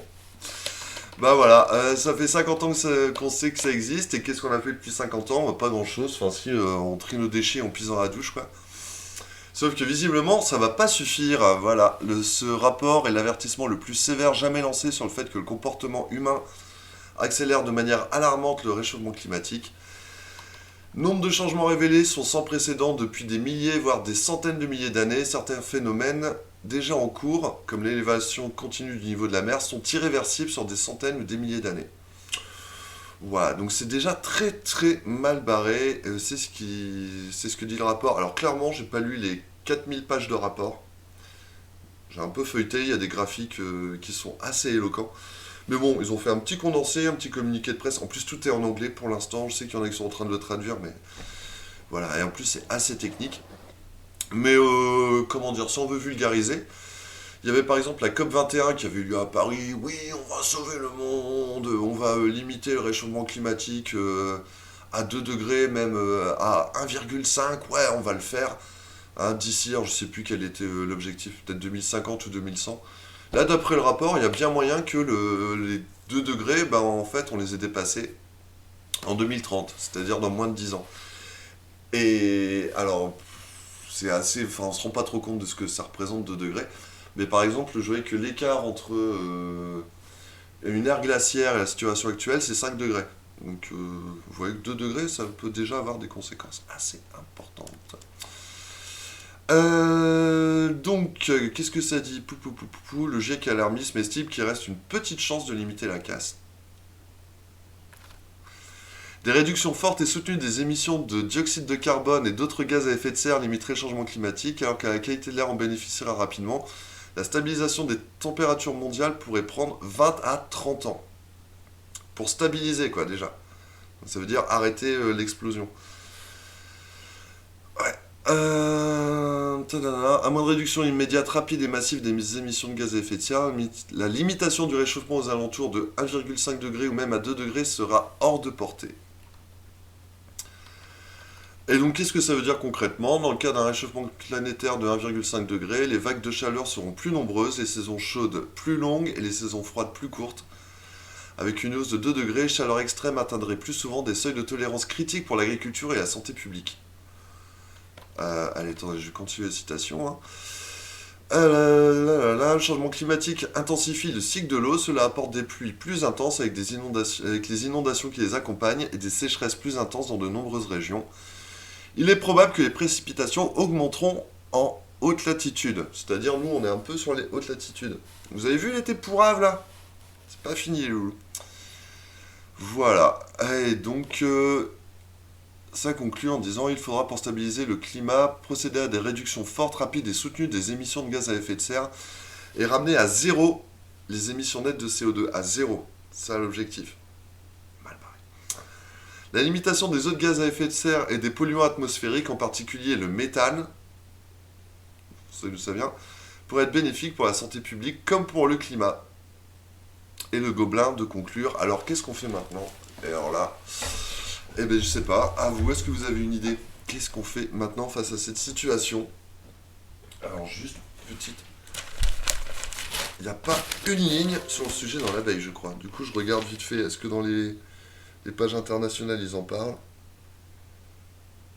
Jackpot pour Pfizer, contre les piqûres à la moustiquaire. Ok, mais donc je crois vraiment qu'il n'y a pas un mot dans l'abeille là-dessus. Bon, il n'y a pas d'actu, ça fait 50 ans qu'on le sait, c'est possible. Voilà, donc je me suis dit, bah, est-ce qu'on en parle dans le Gobelin? Bah, quelque part, ouais, carrément. Parce que c'est pas... Enfin, voilà, non, c'est... Comment dire? Le Gobelin, c'est 100% Terre-Noire, le réchauffement climatique, c'est 100% monde, donc oui, le Terre-Noire va être impacté. Hein, vous voyez, les inondations qu'on a pu se taper, qu'on se tape régulièrement dans le Terre-Noire, c'est loin d'être terminé. Qu'est-ce qu'on fait ici à notre petite échelle? Voilà. Je sais pas. Si, j'ai plein d'idées. Mais, par exemple, je pense que... Donc ça, on va en discuter au niveau du gobelin. Je pense que je vais me faire engueuler.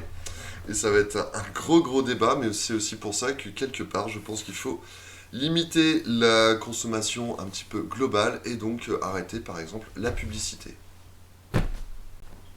Là, il y a Moufle d'Alf qui est en train de s'étrangler. Il fait What? Mais c'est pas avec nous qu'on va sauver le monde. Et si on peut gagner 3 sous pour faire vivre le gobelin, il faut le faire, c'est vrai. Bon, on va en débattre. En tout cas, moi je vous dis, pas de pub aujourd'hui. Qu'est-ce que tu nous dis, Pio? Zut. Olivier David, j'arrive pas à l'ouvrir ton lien, mec. Ah! Bon, je ne sais pas. Ce que nous dit Olivier David, on peut regarder en même temps, tu me dis on a 2 minutes. Ce serait dommage de se priver.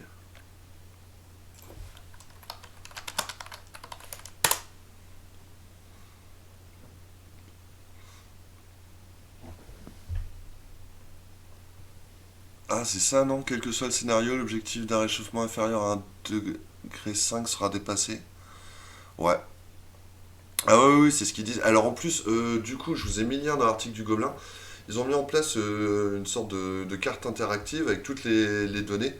Oui, parce qu'on va dire, oui, mais tout ça, c'est des conneries. Non, cette première partie du rapport du GIEC, ils ont juste compilé leurs données scientifiques. Après, il va y avoir 2 autres rapports sur qu'est-ce qu'on peut faire et puis comment ça va nous tomber sur la gueule. Donc là, c'est vraiment les données scientifiques et donc il y a une carte interactive qui permet d'envisager différents scénarios avec un réchauffement à 2 degrés parce que ça, visiblement, on n'y coupera pas.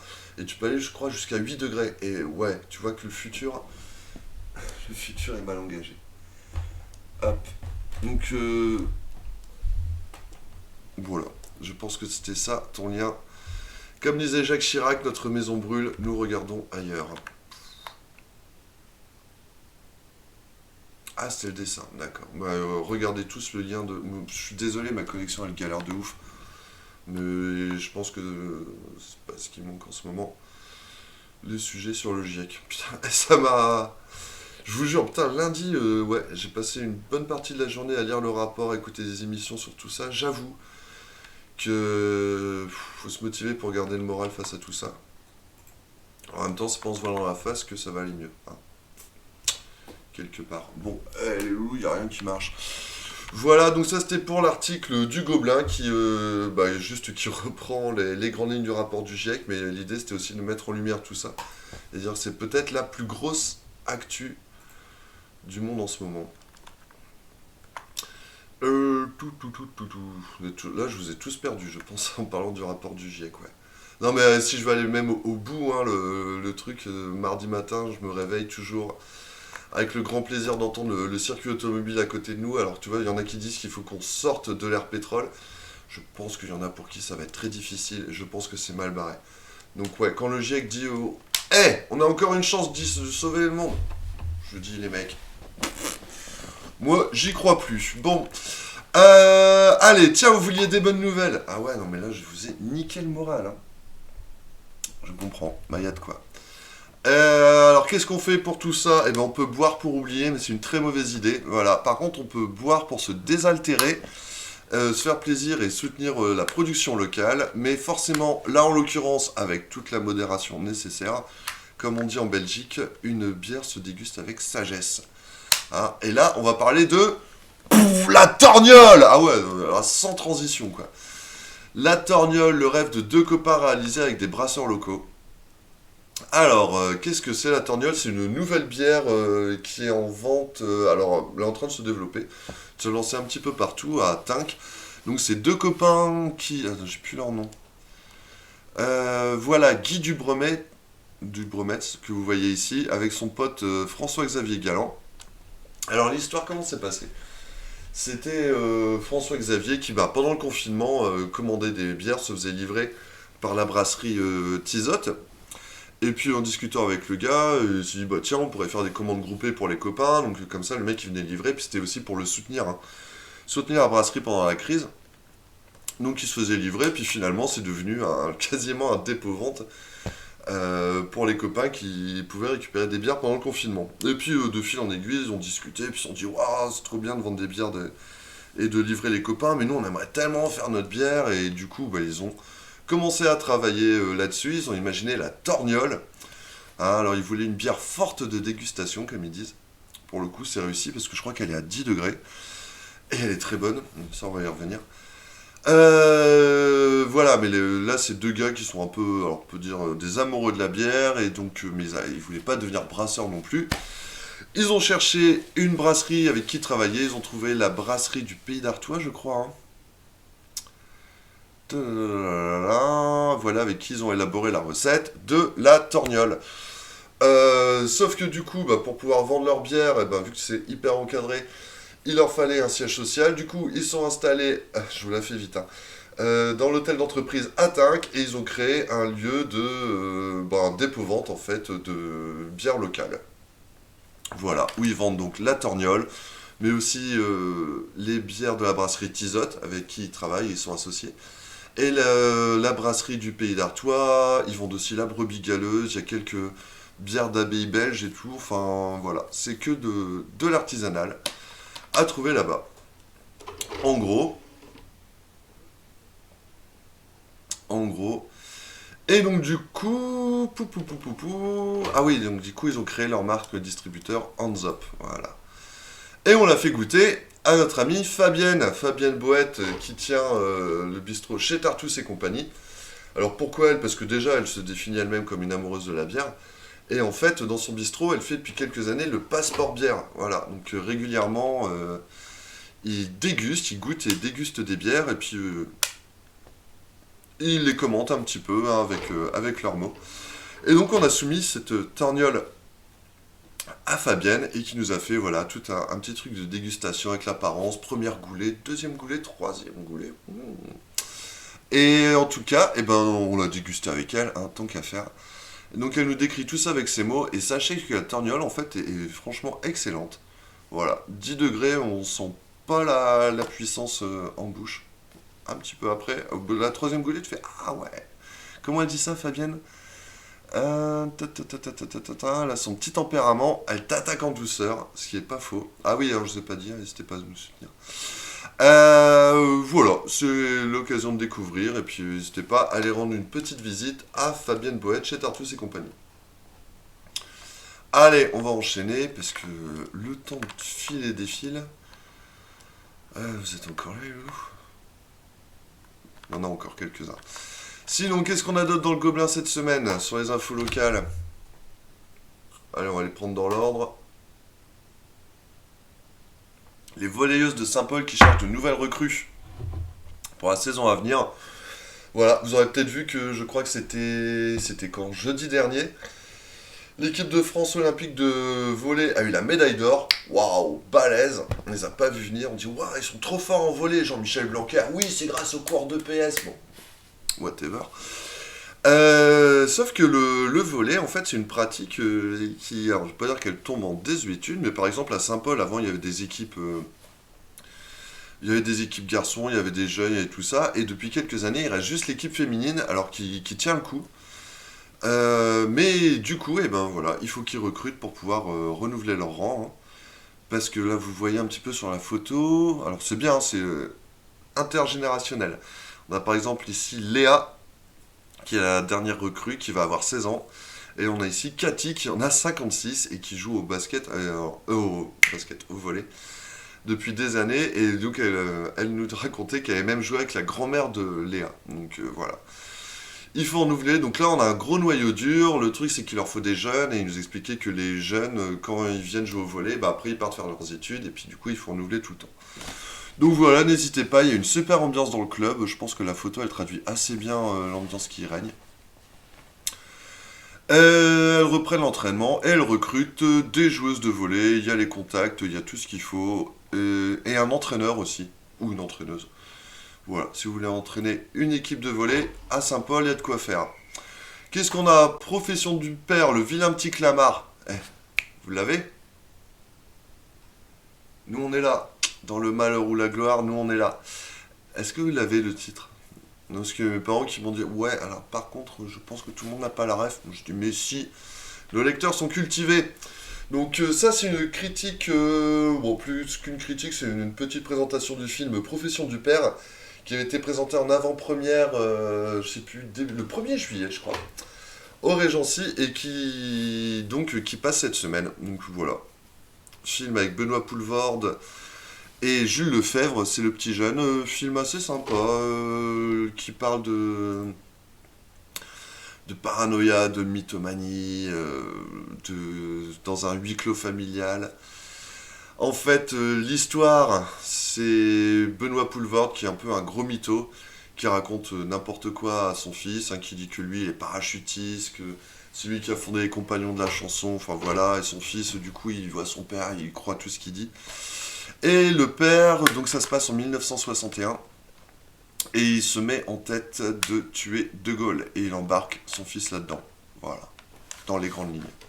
Alors le film est pas mal, bon, je n'ai pas trouvé, pas ouf, hein. Il y a notre stagiaire qui a dit ouais, je trouve que ta critique est un peu gentille, c'est vrai, peut-être.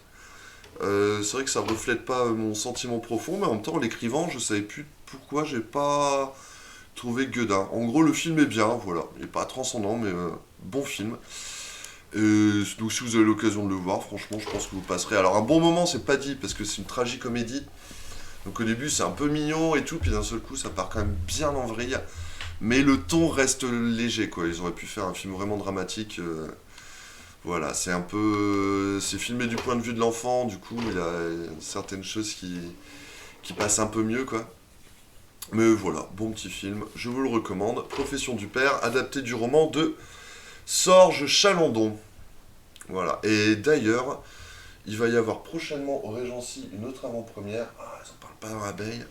On va en reparler tout à l'heure avec La Voix du Nord. Ouais, je pourrais faire la transition, mais là, je galère un peu.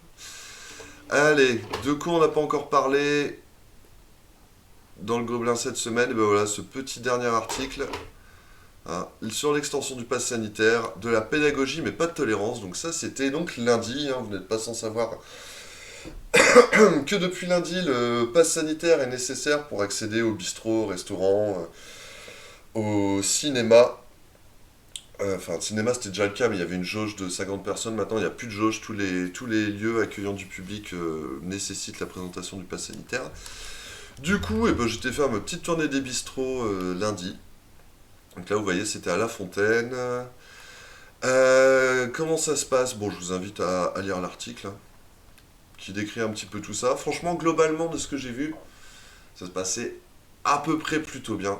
Voilà, les gens avaient vraiment, pour la plupart, intégré la nécessité du pass. Après, il y avait toujours quelques resquilleurs, quoi. Les gens qui essayaient. Il y en a un notamment qui disait ah non, mais il y a une tolérance pour une semaine. Oui, alors le gouvernement a dit qu'il y avait une tolérance sur les contrôles, sur les amendes, le temps que ça se mette en place. Mais ça veut pas dire que du coup, tu peux quand même y aller sans pass, en fait.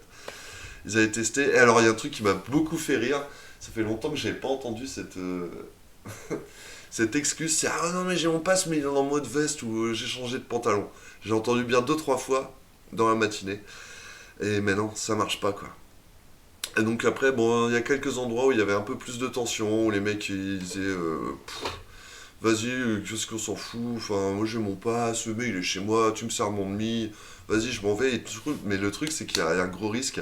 En cas de contrôle, je sais que les cafetiers sont pas forcément pour, voilà, vaste débat, j'en ai vu plusieurs d'ailleurs qui s'excusaient presque sur les réseaux sociaux de mettre en place le pass sanitaire, sauf que s'ils se font contrôler et qu'il y a des gens qui sont pas en règle, c'est je crois potentiellement 45 000 € et puis une fermeture administrative. Ils ont déjà pas mal douillé ces derniers mois, je comprends qu'il ne fallait pas prendre le risque quoi. Mais j'ai vu des gens se faire refouler, encore hier il y a un cafetier qui me disait qu'il avait refoulé genre une dizaine de personnes chaque jour depuis lundi quoi. Ouais. Alors je ne juge pas, bon après tout le monde a son avis là-dessus et tout le monde a toujours quelque chose à dire, waouh c'est pas le sujet, moi je vous dis juste que le pass sanitaire est en place et que alors tout le monde ne l'applique pas, il y a certains bars qui font le choix de pas le faire, on verra comment ça se passe pour eux. Par contre il y a un truc que je comprends pas, parce que lundi je passais ma journée au bistrot, j'ai montré mon pass. Ça marchait très bien. Et ben hier, bon, d'ailleurs pour te dire, je passe dans un bar, il me dit t'as ton pass, je fais pas de problème, regarde, il me dit ah non ça a pas marché. Je crois mais si t'inquiète. Et ben non, mon pass ne marchait plus. Alors je sais pas si on a un quota d'utilisation, faut pas trop s'en servir. Mais ouais, il y a quand même 2-3 trucs chelous. À voir. Voilà. Qu'est-ce que j'ai à en dire? Pas grand chose d'autre. Soutenez le gobelin. D'ailleurs, oui, pardon. Petite parenthèse pour revenir sur tout à l'heure. Hein, voilà, si on veut arrêter la publicité sur le gobelin pour sauver le monde et éviter d'inciter les gens à surconsommer, par contre, ce qui serait bien, c'est quand même qu'on soutienne le gobelin, qu'on trouve d'autres sources de revenus. Donc, on compte sur vous. Allez, ça, c'était... Parce que regardez, et ça bosse quand même, hein. Mine de rien. Il y a pas mal de choses, oui, mais il y a peut-être d'autres trucs ailleurs, et bien c'est ce qu'on va voir. Chez nos confrères de la Voie du Nord, à l'assaut des tests, ah ouais, parce que du coup, passe sanitaire, et bien ceux qui l'ont pas, enfin ceux qui sont pas doublement vaccinés avec un délai de 7 jours, doivent faire des tests s'ils veulent pouvoir aller au bistrot, au resto. Alors il y en a qui du coup s'en privent complètement. Rouler sur les tests en pharmacie. Par exemple, j'ai croisé un pharmacien à Saint-Paul. Et je disais, bah alors qu'est-ce qu'il en est justement? Il dit, ah bah ça y est, on a depuis lundi, ou mardi même. Alors comment il appelle ça? C'est des autotests antigéniques. Alors le truc c'est que tu vas en pharmacie, donc les tests antigéniques, je crois que tu as les résultats en 15-30 minutes. Mais alors c'est pas le pharmacien qui le fait, mais tu fais toi-même ton test, mais sous le regard du pharmacien. Et en fait, une fois que ton test est négatif, s'il est négatif, et ben le pharmacien peut te délivrer un papier qui vaut passe sanitaire. Parce que sinon, tu avais les autotests, où tu pouvais déjà te dépister, ce qui est en soi pas une mauvaise chose. Sauf que... Attendez, j'ai un truc qui a capté mon attention. Sauf que si tu te testais toi-même, bah, tu pouvais pas avoir ton papier pour autant, quoi. Voilà. Mais c'est quoi cette histoire? Vendredi 20 août, il y a Bordeaux-Bègles contre Biarritz à Villeneuve-d'Ascq. Non, c'est privé, mais ça me donne une petite idée. Voilà, c'est totalement perso. Allez, qu'est-ce qu'on a d'autre? Vas-y, spoil le film. Non, mais je spoil pas, c'est écrit dans la présentation. Voilà. Et après, franchement, il se passe quand même énormément de choses. Non, dans la présentation du Régency, ils disent bien que, voilà, il y a quand même l'assassinat de De Gaulle qui est dans le projet. J'en dis pas plus. On a peur de ne pas avoir le pass alors qu'on devrait avoir peur de choper la Covid. Oui, tout à fait, Piu. Tout à fait. Chambre d'hôte dans un blocos. Tiens, pas banal ça. Drôle d'idée. Ah zut, faut que je reconnecte tout ça, pardon. Petite seconde, hop. C'est où? À Sangatte, d'accord. Ah, des gens qui ont racheté un terrain avec un blocos dessus. Ça donnera peut-être des idées. C'est qu'à Siracourt, André Genel veut réhabiliter un petit peu, remettre en lumière l'histoire de la commune, donc de l'énorme blocos de Siracourt. Bah, putain, il pourrait faire... c'est même un complexe hôtelier qu'il pourrait faire à l'intérieur. Ok, ça marche. Allez, on va voir un petit peu. Qu'est-ce que ça dit? Dans la Voie du Nord, donc là... C'est aujourd'hui, jeudi 12 août. Ok. Saint-Laurent, Arras. Saint-Paul. Délicieux va régaler. Ah, bah justement. Nickel. Transition toute trouvée. Délicieux va régaler les spectateurs. Donc ça, en fait, c'est la prochaine avant-première. Alors là, vous voyez une photo. Ça ressemble assez à l'affiche du film. Oh, alors là, je troll les boules. Donc Délicieux, c'est un film de... Comment il s'appelle? Christophe Rossignon, ça va être le meilleur copain du Régency, et je ne vais pas dire à chaque fois, mais il est venu un paquet de fois présenter ses films. C'est notamment lui qui avait fait Joyeux Noël, vous vous rappelez? Avec Danny Boone, là, sur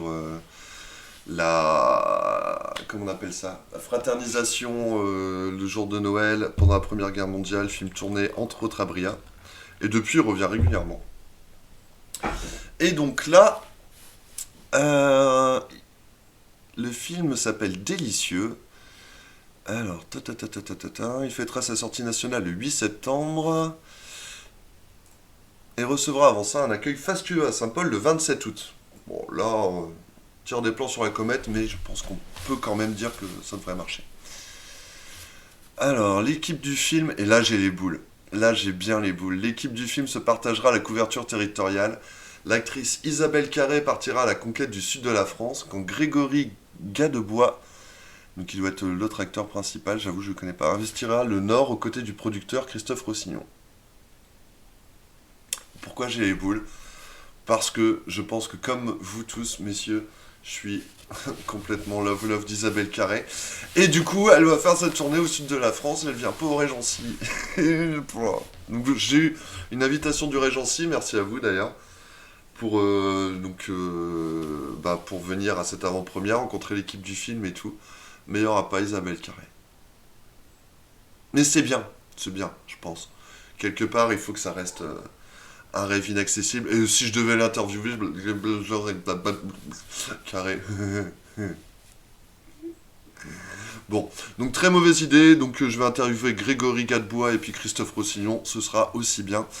Donc voilà, le vendredi 27 août à 14h au Régency, tarif unique 4 €. N'hésitez pas. N'hésitez pas. Un café pourrait renaître dans la mairie annexe de Le Parc. Tiens. Ce n'est pas une priorité à court terme. Ok, bon. Mais peut-être pour la suite. Bâtiment de la mairie annexe idéalement placé le long de la D939 à proximité directe de la salle de l'Europarcoise pourrait accueillir cette activité à l'avenir. Et ben donc voilà, il y aura peut-être un bistrot sur la D939. Le parc, vous savez, quand vous allez à la mer et que ça bouchonne, c'est à Le Parc. Il y aura un bistrot. Plutôt que d'attendre dans les bouchons, on pourrait faire une pause. Ok. Qu'est-ce qu'on a d'autre jeudi? Bon, ben voilà, ça c'était pour la Voix du Nord du jour.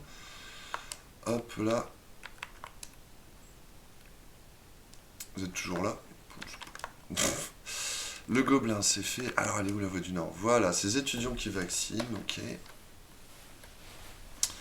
Tiens, je connais cette maison. Mareuil, Free maintient son projet d'antenne contesté par les riverains. Une antenne 5G, en plein dans le village, à côté des habitations. Il y a quelques gens qui sont pas trop d'accord. Quelle était cette traînée lumineuse dans le ciel lundi soir? C'est ouf ça. Un sillon lumineux a été observé dans le ciel au nord d'Arras. Élément de réponse. Élément, c'est peut-être pas la réponse alors. Il pourrait s'agir d'un avion survolant l'Atlantique. Ok.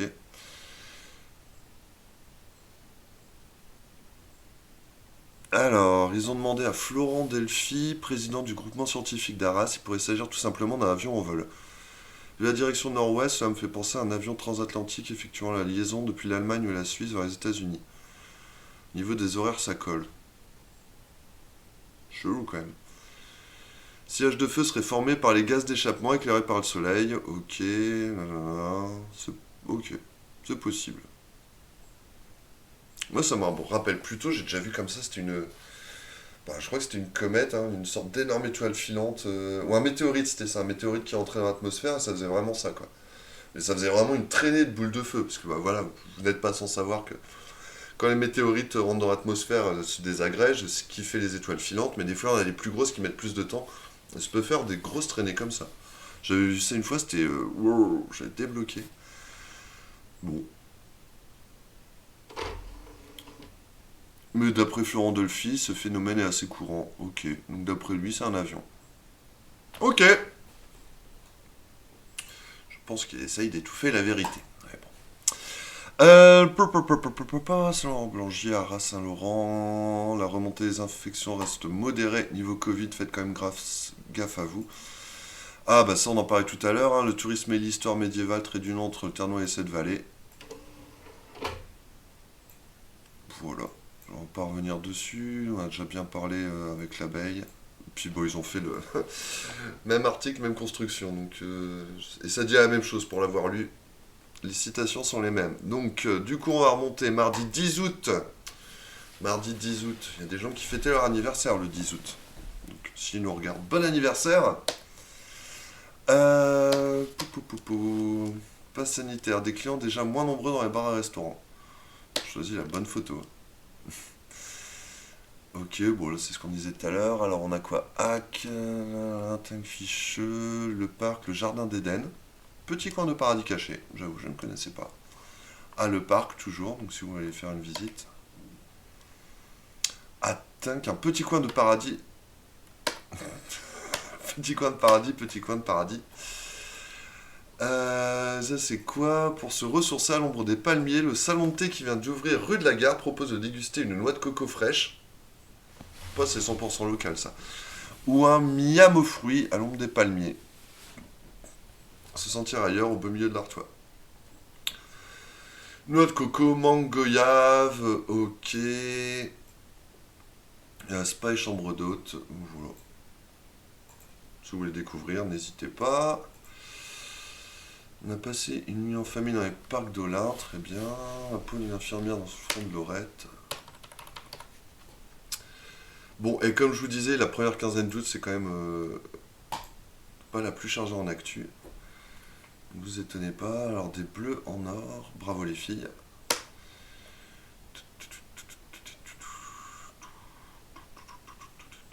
Ah, un documentaire pour en finir avec les coulées de boue. Tiens, moi je t'en ai. Qu'est-ce que c'est que ça? Alors, je sais pas si vous reconnaissez cette photo. Elle avait énormément tourné. Alors, c'était quand ça? Elle n'a pas l'année. Mais c'est Philippe Fruitier qui est un photographe aérien. Alors, je sais plus comment il travaille. Je crois que c'est plutôt pas en avion, plus qu'avec des drones ou quoi. Mais quand il y avait eu des grosses inondations, d'énormes coulées de boue, il avait fait des photos assez éloquentes comme celle-ci, qui étaient passées dans toute la France, qui montraient bien justement comment ça s'était déversé depuis les champs. Et donc a priori, ils se sont mis en tête de faire un documentaire sur le sujet. Alors, face à ce phénomène croissant, 2 figures de l'Arajois, puis 4, se sont mis en tête de tourner, monter, produire et diffuser à grande échelle un documentaire de solutions pour endiguer la problématique. Paysans du ciel et la terre. Avant la retransmission sur grand écran, ils appellent à votre générosité. Ah, ils ont besoin de sous pour le produire. Ok. Voilà.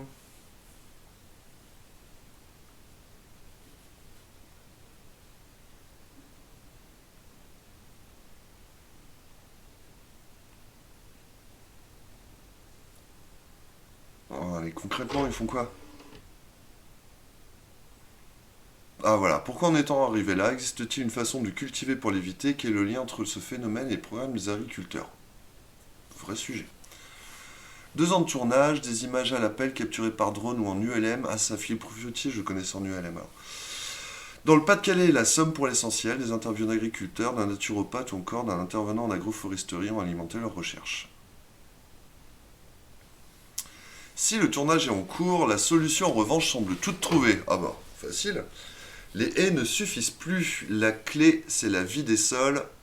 On peut tout faire en agroécologie, pour laquelle, au-delà du bio, la santé des sols est primordiale. Mais il faut accompagner les agriculteurs face à ce virage. Non, faire ce virage-là, pardon, n'est pas simple. Il y a une grosse prise de risque dans un contexte pas facile. Oh oh, breaking news! La breaking news, ouais, alerte orange, on l'a déjà dit. Ah, l'état d'urgence sanitaire en Polynésie française entrera en vigueur ce soir à minuit. Aux Antilles, les demandes de retour de touristes augmentent, mais ce n'est pas un raz-de-marée. Non, c'est bizarre, normalement ils doivent tous se barrer. Voilà, putain ouais. Voilà, situation de crise en Polynésie et dans les Antilles. Merci pour cette alerte info. C'était vraiment très intéressant. Je pense que ça valait le coup, oui, effectivement. Donc voilà, et ben c'est un super sujet, et donc hâte de voir ce film de Monsieur Philippe Fruitier et je sais plus, mais c'est lui qui est à l'origine, et Hervé Payen, voilà. Gros sujet. Tiens, les travaux commencent ce jour sur la ligne TER Arras-Saint-Paul. Donc ce jour c'était lundi. Un chantier d'1 an pour 20 millions d'euros. Retour des trains en septembre 2022. Ok.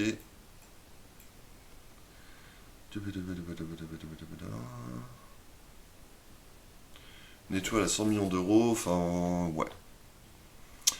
Et donc, si vous voulez faire Arras-Saint-Paul ou Saint-Paul à Arras, un service de substitution a été mis en place d'abord par la SNCF, puis par la régie régionale, ouais.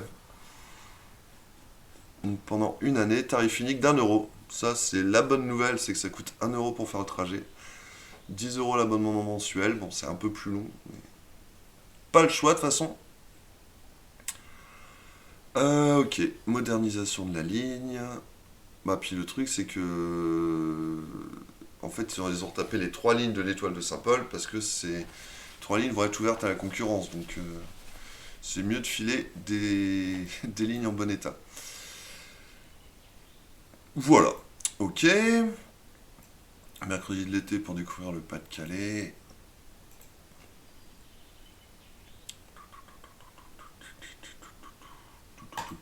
Très bien. Le parc, une supérette devrait ouvrir dans l'ancienne poste. En gros, ouais, ils ont fait toute une série de. Ils ont dû rencontrer le maire de Le Parc et faire le point sur les projets. Donc, il y aurait une supérette dans l'ancienne poste, il y aurait un café, ils vont refaire la restauration scolaire. Ah oui, c'est le nouveau Le Parc, quoi. Parce que en plus, l'ancienne poste, elle est à vendre depuis un bon petit moment. Tiens, c'est chez nous aussi, ça. Toujours le long de la RD 939, la friterie Christo. Oula. Il faisait de l'entretien d'espace vert et maintenant il fait de la restauration rapide.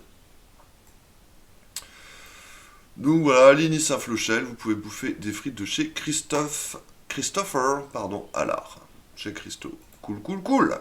La bonne frite, des frites, des frites, des frites. Les dieux de l'Olympe. Donc la marche blanche en hommage à Delphine, on va parler avec l'abeille. Enfin, on l'a survolé, on va pas s'éterniser. 350 personnes qui défilent dans le calme pour que le vaccin reste un choix.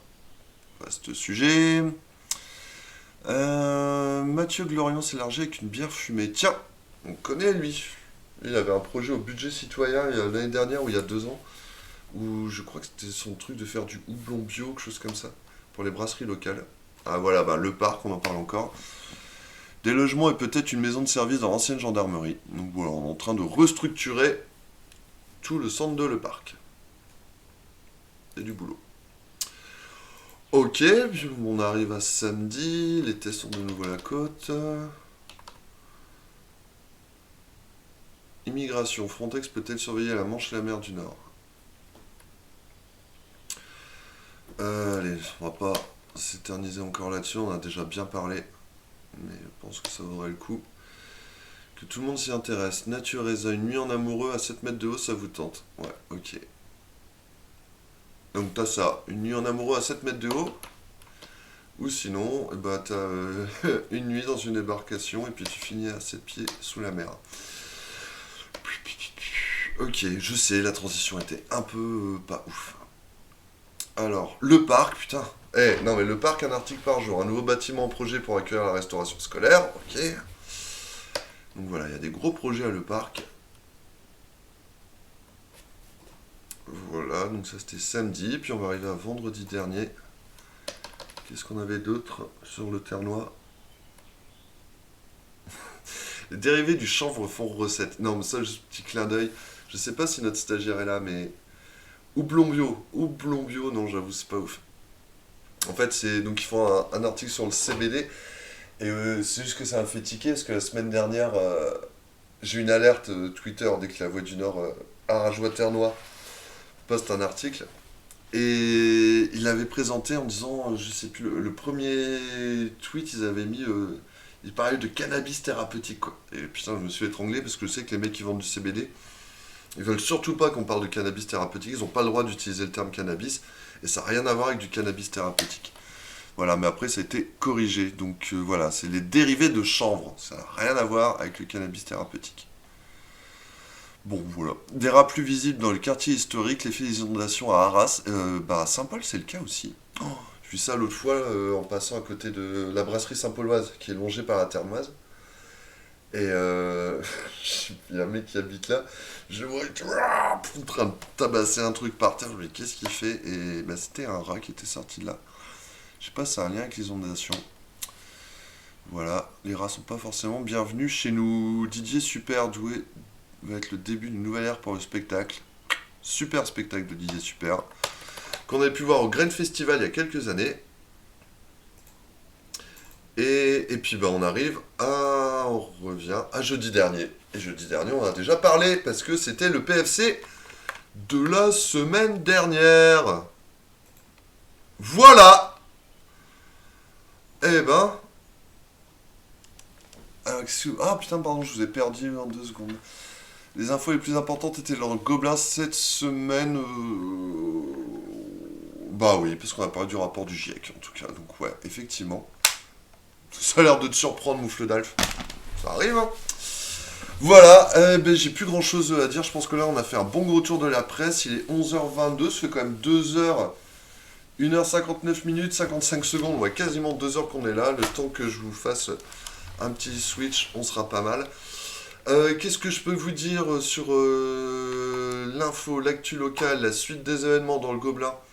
Et ben déjà, continuez à suivre le Gobelin, abonnez-vous un peu partout, hein, sur nos différents réseaux. Il va se passer quelques trucs. Est-ce qu'on a en plus, on a des articles plutôt intéressants qui devraient sortir. Voilà. Bon, c'est pas la folie furieuse en termes d'actu chaude, mais du coup, on peut étudier d'autres choses. Alors, où est-ce qu'on va faire un raid aujourd'hui? Sinon, je vous souhaite à tous une merveilleuse journée. Continuez, prenez bien soin de vous, hein. Comme disait Opiu tout à l'heure, on a plus peur de ne pas rentrer dans les bistrots que du Covid. Et ben, continuez à faire gaffe quand même au Covid, à tout ce que vous faites, à vos proches, tout ça. Est-ce que quelqu'un a un raid à suggérer? Parce que là, qu'est-ce que j'ai? On a Pepipin qui fait de l'art. Je ne sais pas pourquoi j'ai Pepipin. Adibou. Adibou. Allez, monsieur Moufle d'Alf nous suggère de raider Adibou. Je sais pas. Il joue à Pokémon Unit. Ok, ça marche. Bon, il a l'air sympa. Petit streamer avec quelques viewers. Donc voilà. Et bien écoutez, faites gaffe à vous, faites gaffe à la planète aussi. Je pense qu'on sera beaucoup amené à revenir ces prochaines semaines, ces prochains jours sur ce genre de sujet. Je pense qu'on va beaucoup en parler dans le Gobelin. Donc voilà. On sauve le monde. Prenez soin de vous, prenez soin des autres, prenez soin de la nature et des petits oiseaux. Et voilà, on se fait un raid. Et puis pensez à vous amuser aussi, hein. C'est quand même important. Il fait bon, on va prendre le soleil. Gros bisous, à très bientôt. Et vive la France. Je pense qu'on peut dire ça. C'est fini. C'est fini.